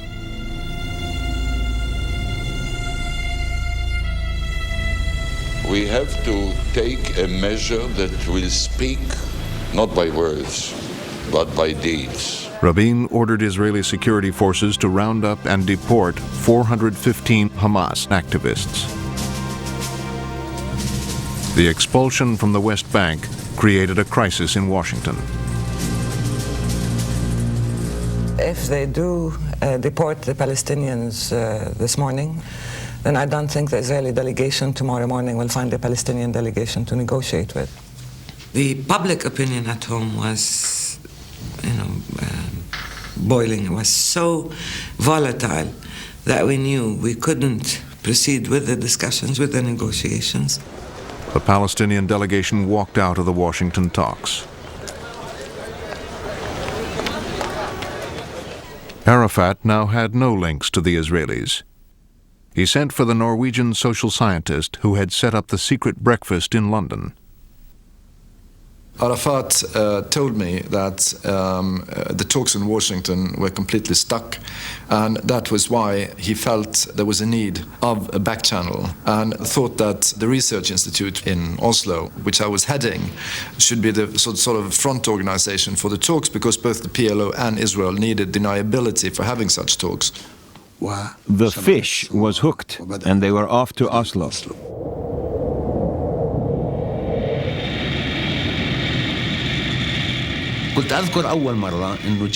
We were nearly arrested when we landed. We didn't have visas. Nobody met us. Instead of being treated as VIPs, we were grilled for 2 hours by the Norwegians. We had to be so careful that we did not even inform the Norwegian secret police about their arrival. Abu Allah, with 2 fellow Palestinians, was driven through the snow to a country mansion near Oslo. Here, he and the Israeli professor got down to business. I said to Abu Allah, we must focus on topics where agreement is possible. We must put to one side subjects we know we can't resolve. In dispute were the Palestinian territories ruled by Israel, Gaza and the West Bank, and most disputed of all, Jerusalem. I said, we won't agree about Jerusalem. He talked about Palestinian control of the entire West Bank. I said, listen, we won't agree to that. Let's focus on Gaza first.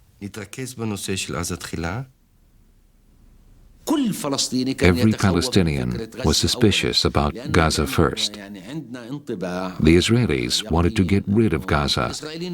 For them, Gaza was just a factory of problems and the Intifada.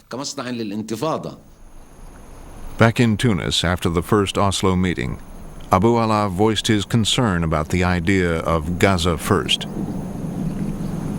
Abu Mazen said, if any Palestinian land is offered, we should take it. Why reject Gaza? Then Arafat said, I want Jericho as well. I asked him, why Jericho? He said, to get a foothold in the West Bank. Gaza is a dead end, but Jericho leads somewhere. Jerusalem, the Israelis' capital, had always been claimed by the Palestinians as their capital too. The PLO indicated that they now saw the wisdom of deferring their demand. But Israel's prime minister had not yet been told about the Oslo talks. It's pointless talking to Arafat and the PLO. The only Palestinians we deal with are the delegation in Washington. The foreign ministry decided it was time to tell Rabin about the secret back channel. Though skeptical, Rabin thought it could be useful. The Palestinian delegation was still boycotting the Washington talks, and he was determined to force them back to the negotiating table. We had orders for the next session in March. As we left Oslo, we told Abu Allah we wouldn't be coming back unless the Washington talks were resumed. It was an ultimatum. Arafat now had to resuscitate the Washington negotiations. He summoned Hanan Ashrawi and her colleagues to tell them they must go back.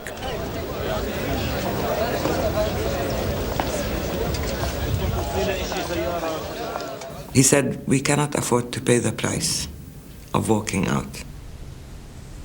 Don't live in your small worlds. You want to be the heroes. You are considering only yourselves. You don't consider the Palestinians, 6 million Palestinians. You don't consider the peace process. If you don't go, you break the peace process, you break your people. Come on, get down to earth. And he stood up and he left us. He walked on us. So we followed him to the other room. He was so furious. Abu Allah told me later, "You really set the cat among the pigeons." Arafat and I had to talk the whole Washington team round. He said they were all against going back. We couldn't tell them why they had to.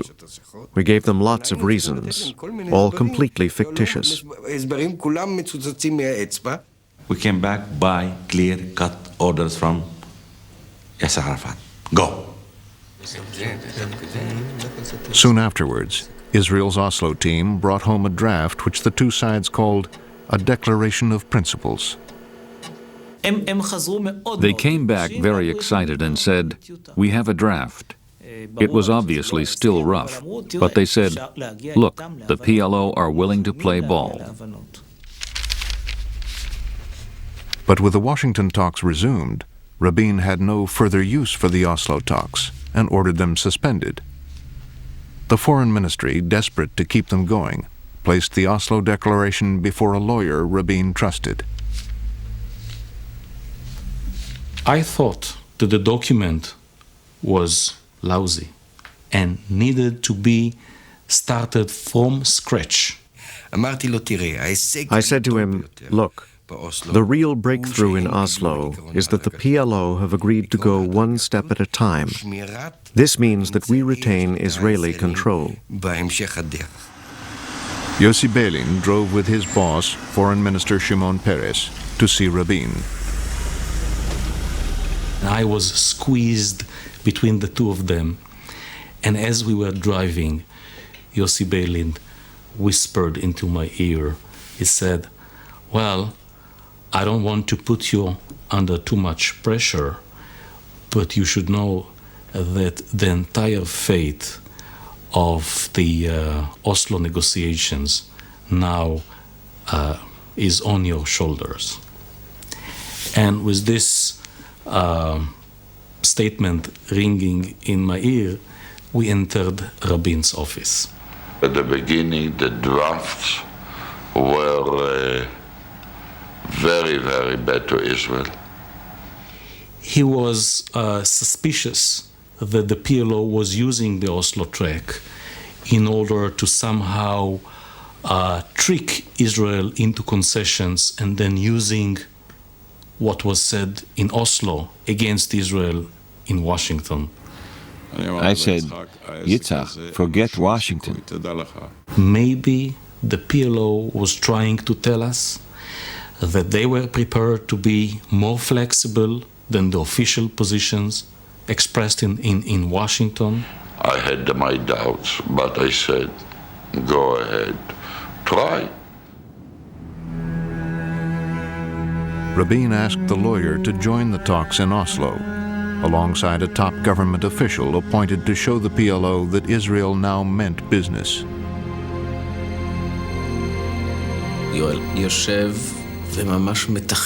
Joel arrives and starts to cross-examine Abu Allah.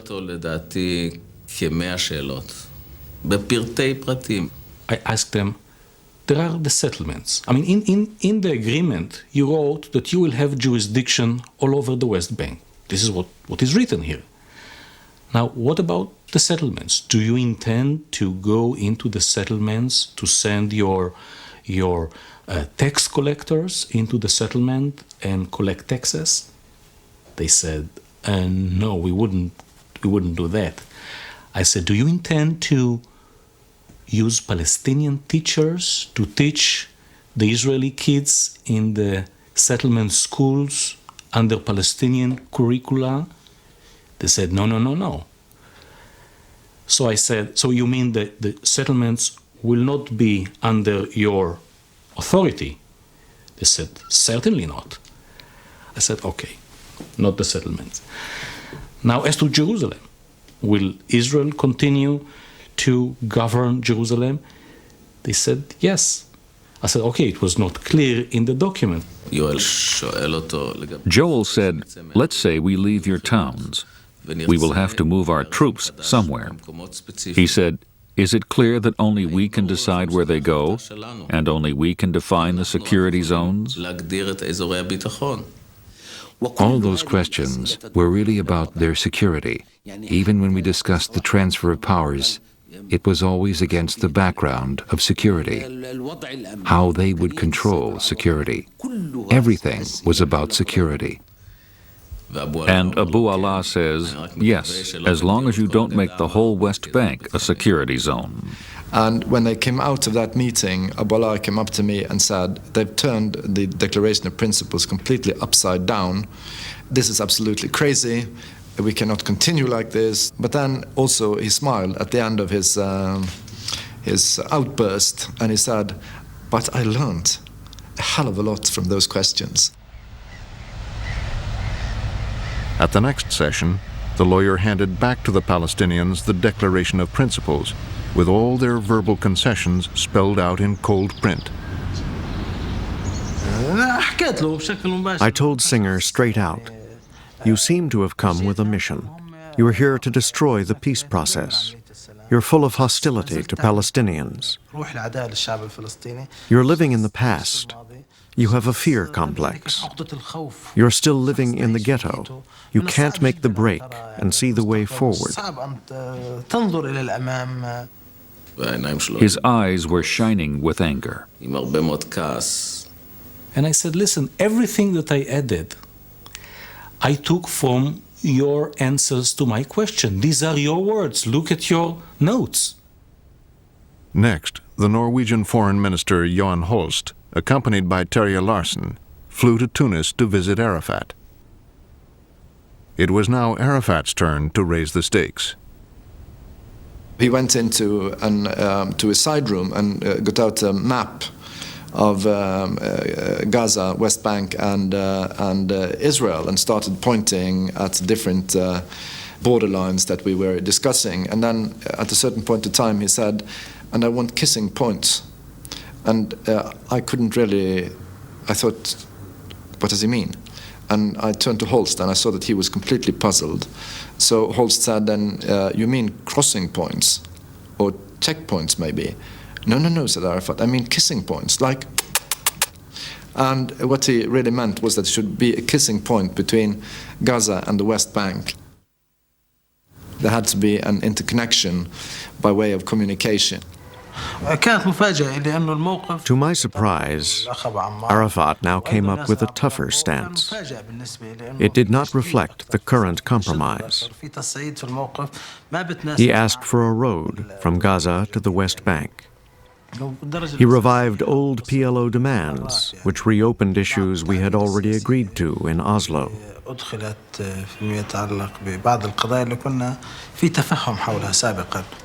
The Palestinian-controlled road between Gaza and the West Bank that Arafat was asking for would cut Israel in two. And now Arafat wanted not just Jericho, but the surrounding district as well. He also insisted that Jerusalem be put back on the agenda. Arafat always thought that if he was getting something, he might as well ask for more. I told Arafat at the end of the meeting, all right, I shall do as you ask, but I know these people. They won't accept it. If we proceed with this line, the Israelis will end the talks. But Arafat insisted on his stand. He said, these are my instructions. They can take it or leave it. عجبهم مش عجبهم بلاش يعني هذا الموقف.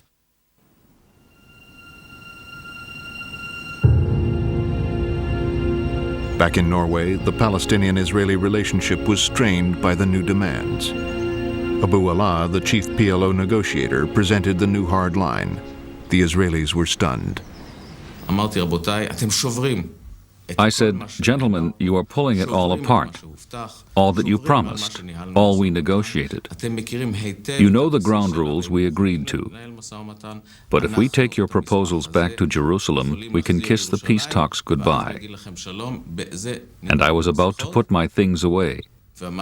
Suddenly, Abu Allah asked us to remain seated at the table. He wanted to make a personal announcement. שנשאר סביב השולחן כי הוא מבקש למסור הודעה אישית. I informed them that I would be resigning. I hoped my brothers in Tunis would continue with Oslo. If they did, I wish my replacement every success. Goodbye, my friends. I will always remember you. We all wondered whether this experienced negotiator was pulling some kind of trick, or whether he meant it.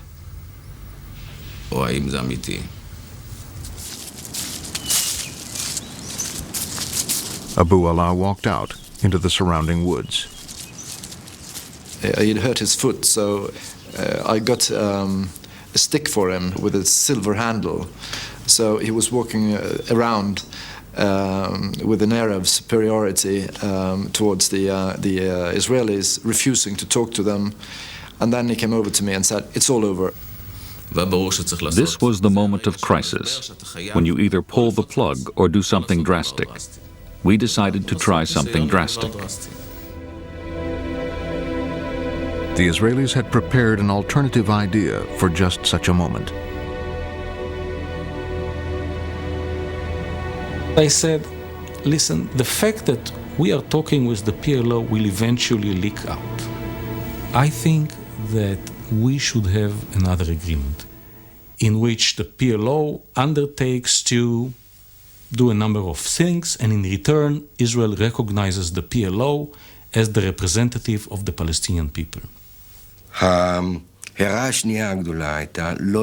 Singer's point was that if you negotiate with the PLO, you're virtually recognizing them. Recognition was the key. It would put the PLO on the map. Now in Oslo, the moment to raise the issue of recognition had come. The Israeli found Abu Allah in a small drawing room. Abu Allah was leaning on a stick, like this. He raised his eyes to me and I asked him, "How are you?" And he said, "Very bad, very bad." I wasn't acting. I was genuinely angry. If you've been negotiating for 6 or 7 months, and people suddenly start coming up with new ideas, it's impossible to go on. I said, "Listen, Abu Allah, if we can't have our modest agreement, let's go for something really big." He looked up and said, "What do you mean?"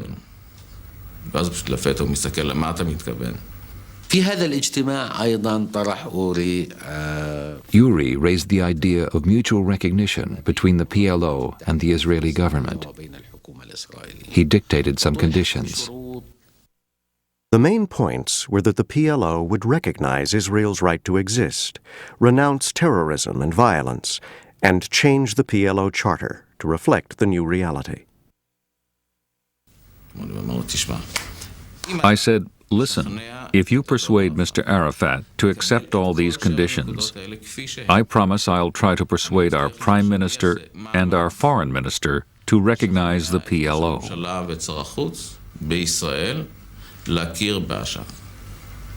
And then these two gentlemen, Uri Savir and Abu Allah, came suddenly bursting out of the room, laughing and joking, and they had solved a basic problem.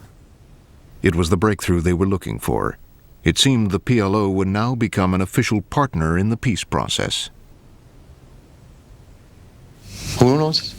If they will elect me, I will be the president again of this Palestinian state. If not, I would like to return back to work as a civil engineer. It was now up to Prime Minister Rabin to decide whether to accept the Oslo Agreement. His chief military advisor argued instead for a deal with Syria. I advised him to try for peace with Syria first, and then go to the Palestinians. Peace with Syria would bring the Arab-Israeli conflict to an end.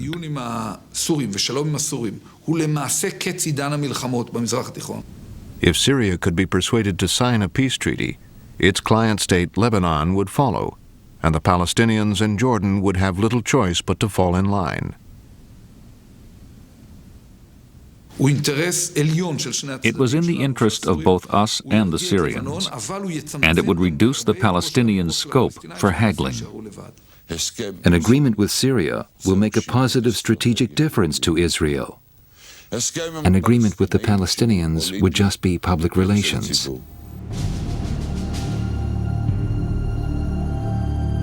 Since the Six-Day War in 1967, Israel had occupied a strategic corner of Syria, the Golan Heights, overlooking northern Israel. Successive Israeli leaders had refused to withdraw without peace. We knew that Syria would not make a deal with Israel, would not make peace with Israel for less than full withdrawal. And of course, for any Israeli prime minister, for Rabin in particular, to make the decision to go for full withdrawal was agonizing, was wrenching. But before making the decision, that prime minister had to know what was being given in return, what the Syrian package consisted of. At this moment, a new American Secretary of State came to Jerusalem. We were trying to give some propulsion, some momentum to the track involving the Syrians. Christopher came to meet with Rabin. The four of us came into the room and sat clustered around around a small table. And after some give and take, Rabin suddenly surprised us all with a very dramatic gambit. He did give me a very important message to take to Syria, to take to President Assad, and that was, he said, ask Assad, if I am able to give him what he needs, will he really go all out for peace? In other words, if Rabin withdrew from the Golan Heights, would President Assad accept alternative ways to safeguard Israel's border? Would Syria agree to full peace, stop support of terrorism from Lebanon, and establish diplomatic and trade relations with Israel? Christopher left the room with the knowledge that I think he was holding a very significant mandate in his pocket. When he arrived in Damascus, Christopher presented Israel's offer of withdrawal to President Assad. His mistrust of the Israelis was such that he always took every concept and turned it over and looked at it from all different sides, and that's what he was doing with the concept of withdrawal. And he did it by asking me questions, not impolite questions, but very aggressive questions. Now you have to tell me, Mr. Christopher, what the Prime Minister means by withdrawal. That's just an empty term. I really know what it means. Christopher then shuttled back to Jerusalem. I met with the Prime Minister again. He was disappointed that Assad had not been more forthcoming, had not shown more appreciation for Rabin's willingness to consider full withdrawal. On almost every detail, there was an essentially negative answer or an answer that suggested that a very protracted process of bargaining would have to begin. Rabin could not wait for President Assad. He had promised his voters a peace agreement within a year. So he now settled for the deal that was available, with the PLO in Oslo. But premature disclosure could ditch the deal, and the media were getting close to the story. Is the stage being set for a meeting between yourself and the PLO leadership, perhaps even with Arafat himself? Not in the foreseeable future.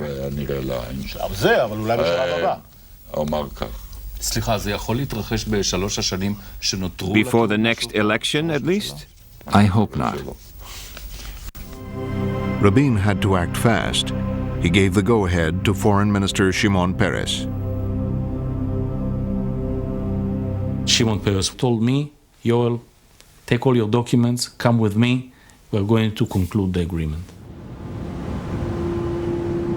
Peres set off for Scandinavia. To clinch the deal, he needed a smokescreen.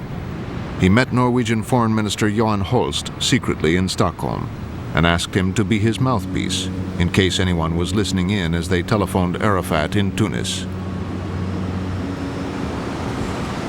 I called Arafat and I got him immediately on the line, and I told him that in the code we used at the time, Abu Ammar, which is Arafat's nom de guerre, I have the two fathers here. That was the code for foreign ministers. My father and the other father, and he immediately understood what I meant. And I said, and they want to finish everything tonight. We went through the last disputed points, one by one. The phone's loudspeaker was turned on, so all of us could hear Holst on the other end. I was listening in for perhaps 4 or 5 hours. At around midnight, Shimon Peres went to sleep. And he told me, if you need my approval, if you want to go beyond the general instructions that we have agreed on with Rabin back at home, wake me up. At issue were the withdrawal of Israel's military government and how and when they would deal with difficult issues like Jerusalem. Twice, I had to wake Shimon Peres up. The second and last time he woke Peres up was over the issue of who would control the bridges between the West Bank and Jordan. We wanted to be able to control people entering and exiting from the autonomous areas to see that they are not, concealing weapons and the like. We wanted the crossing points to be under our control. I said to Holst, tell him we will not retreat from our positions. Tell them if we don't settle it tonight, it might never get settled.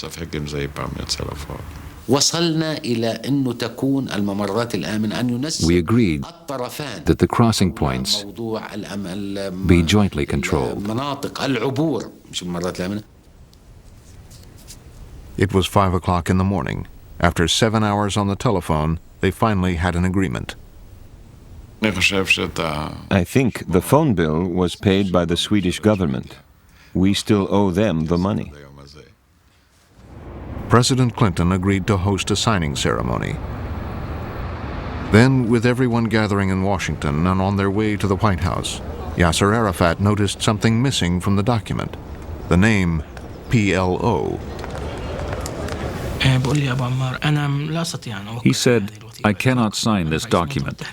I'm the chairman of the PLO, not the head of the Palestinian delegation.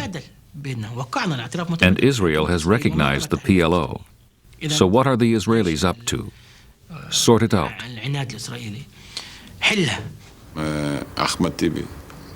Ahmed Tibi rang me. He said, there's a small matter to be sorted out. If it isn't sorted out, the ceremony is off, and the chairman is going home.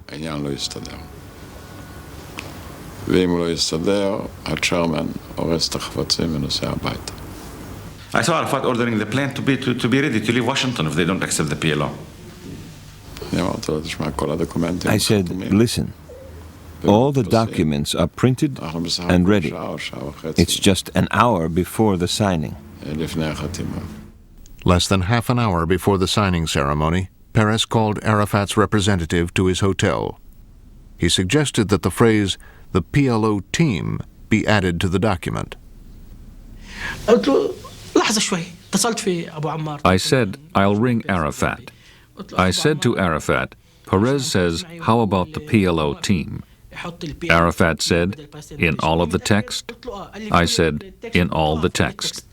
He said, okay, 2 kisses, one for you and one for Peres. Ladies and gentlemen, Mr. Arafat, Chairman of the Executive Council of the Palestine Liberation Organization, His Excellency Yitzhak Rabin, Prime Minister of Israel, the President of the United States. The moment I saw Arafat walking out from the White House with Rabin next to him and Clinton and so on, imagine this White House that said bye-bye to the PLO, that branded Arafat as a terrorist, Rabin, the chief of staff who occupied the West Bank and Jerusalem, and it was electrifying.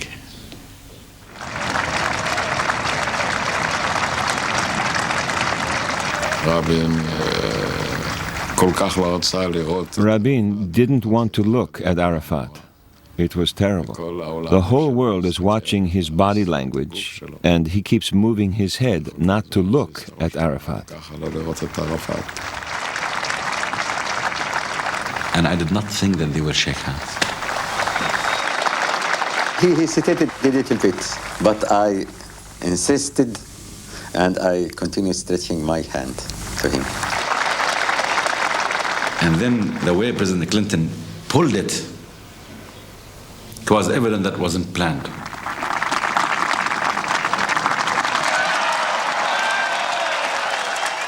Arafat just wouldn't let go of his hand. He's a great expert at such things. It was a moment that be recalled as long as we live, I think. After he finished shaking his hands, Rabin turned to me. He whispered, "Now it's your turn. He went through this hell. Now it was my turn."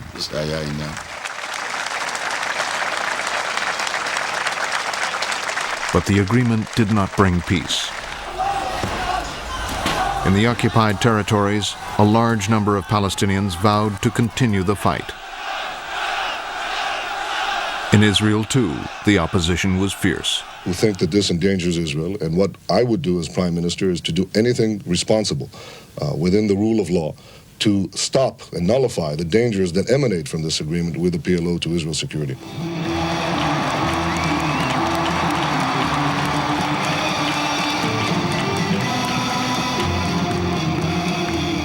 What Arafat led now was not quite a state, but for the first time in history, the Palestinians had a government of their own.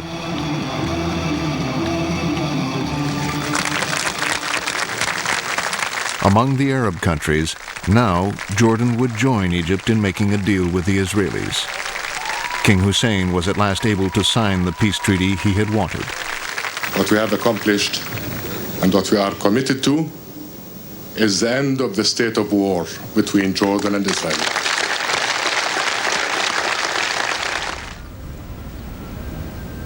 But between Syria and Israel, the state of war continued. In an effort to broaden the Middle East peace, President Clinton came to Damascus.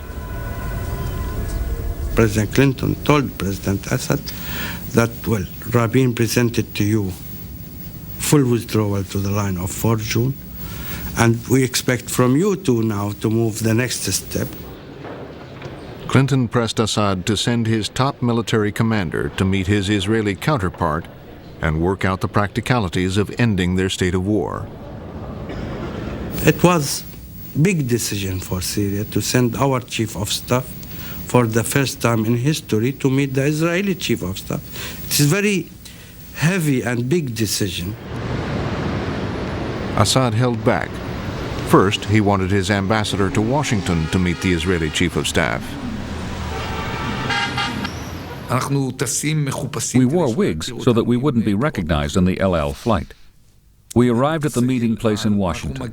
Only then could we breathe freely. Take off our wigs. I took a last look at myself in the mirror. Whenever I wear a wig, I look like my mother.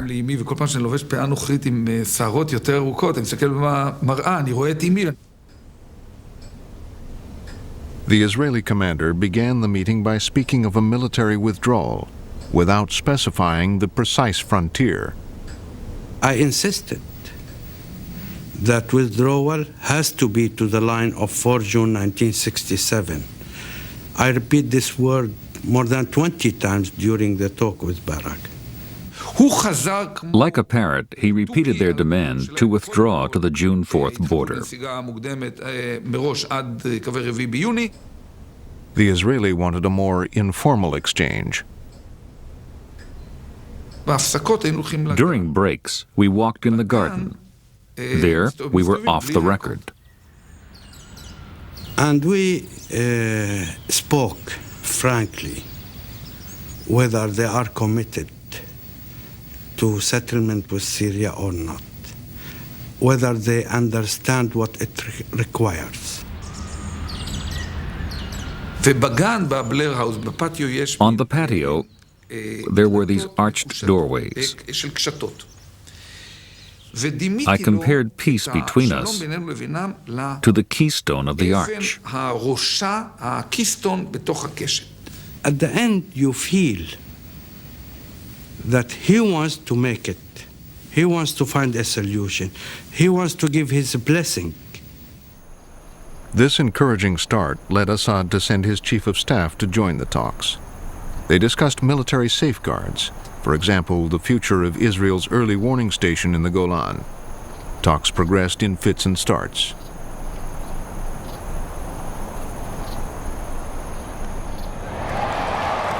On the night Syria and Israel agreed to begin a new round of talks, the Israeli peacemakers held a rally in Tel Aviv.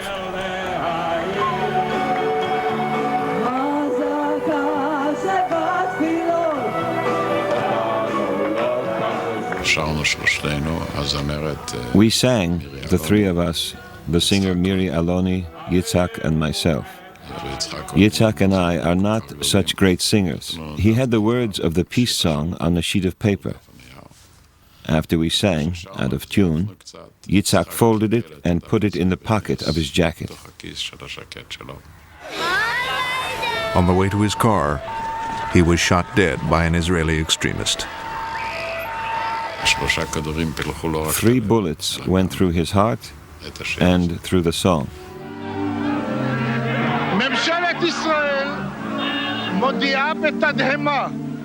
The government of Israel, with shock and sorrow, announces the death of Prime Minister Yitzhak Rabin, who was murdered by an assassin tonight in Tel Aviv.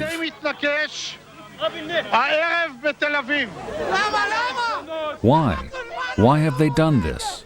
I am very sad and very shocked for this awful and terrible crime against one of the brave leaders of Israel and the peacemakers.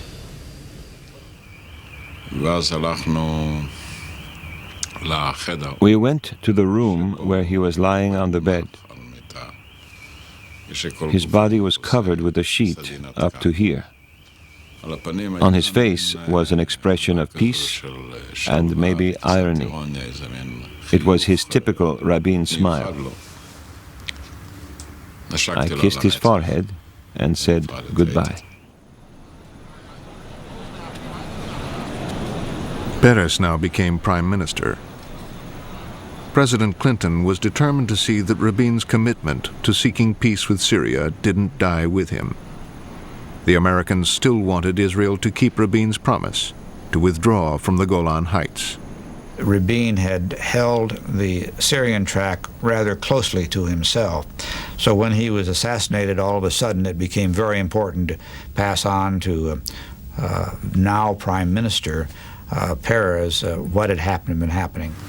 President Clinton said, "Here are the promises Yitzhak gave." He asked if these promises committed me. I said, "Whatever Yitzhak was committed to, I am committed to." Peres asked the Americans to arrange a summit with President Assad so that Peres could repeat his Oslo triumph and bring the negotiations with Syria to a quick conclusion.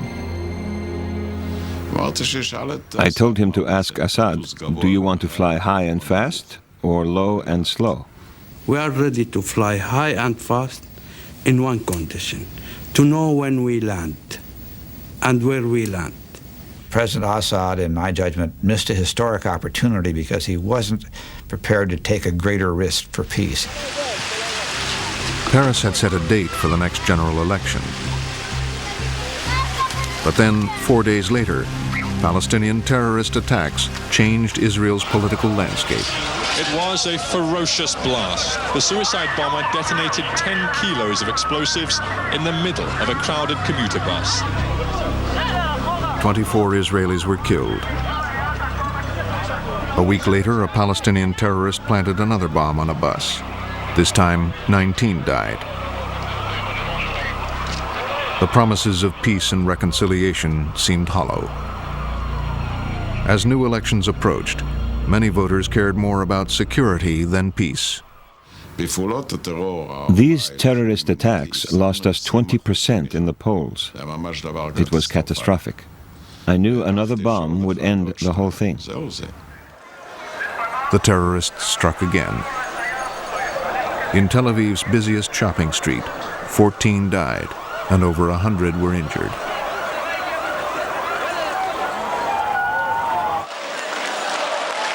Together, the Israeli electorate and Palestinian extremists had brought forth a new, more mistrustful Israeli leader. The major decision took place before the elections, when I said that I would honor the Oslo Accords, even though I thought they contained many flaws. Nevertheless, Netanyahu agreed to partial Palestinian control of Hebron. But for 18 months afterwards, the peace process was paralyzed. In October 1998, under considerable American pressure, Israelis and Palestinians met in a hotel outside Washington. On the table was a proposal for an Israeli withdrawal from additional territory on the West Bank, in return for new security guarantees and the annulment of all clauses in the Palestinian Charter calling for the destruction of Israel. One peacemaker was General Ariel Sharon, whose fierce reputation as a warrior helped provide credibility to the process. 9 days of diplomatic urging, cajoling, intervening, and arm-twisting by President Clinton finally produced results. This agreement is good for Israel's security. The commitments made by the Palestinians were very strong, as strong as any we have ever seen. We are more secure today because for the first time since the signing of the Oslo Accords, we will see concrete and verifiable commitments carried out. This agreement is good for the political and economic well-being of Palestinians. It significantly expands areas under Palestinian authority to some 40% of the West Bank. We will never go back. We will never leave the peace process, and we will never go back to violence and confrontation. No return to confrontation and violence. To support the agreement, King Hussein left his hospital bed where he was being treated for cancer. He went right to the heart of the matter.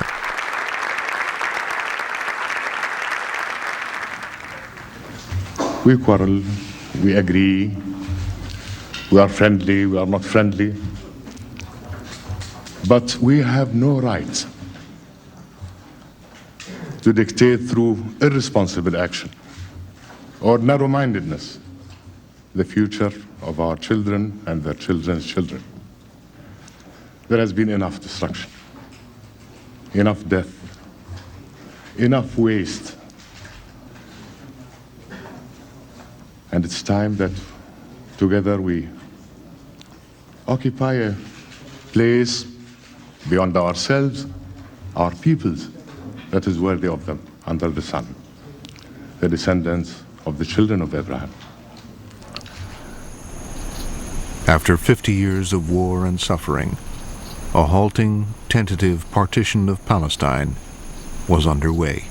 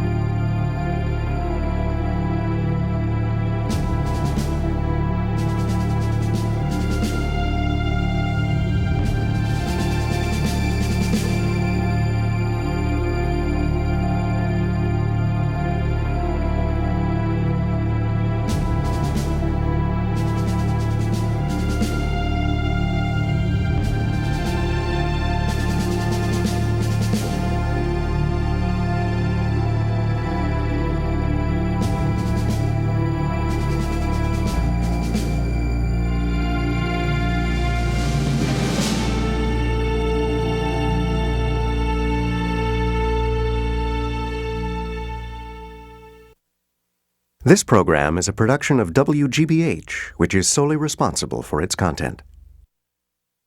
Funding for the 50 Years' War, Israel and the Arabs, was provided by the Corporation for Public Broadcasting and PBS viewers like you.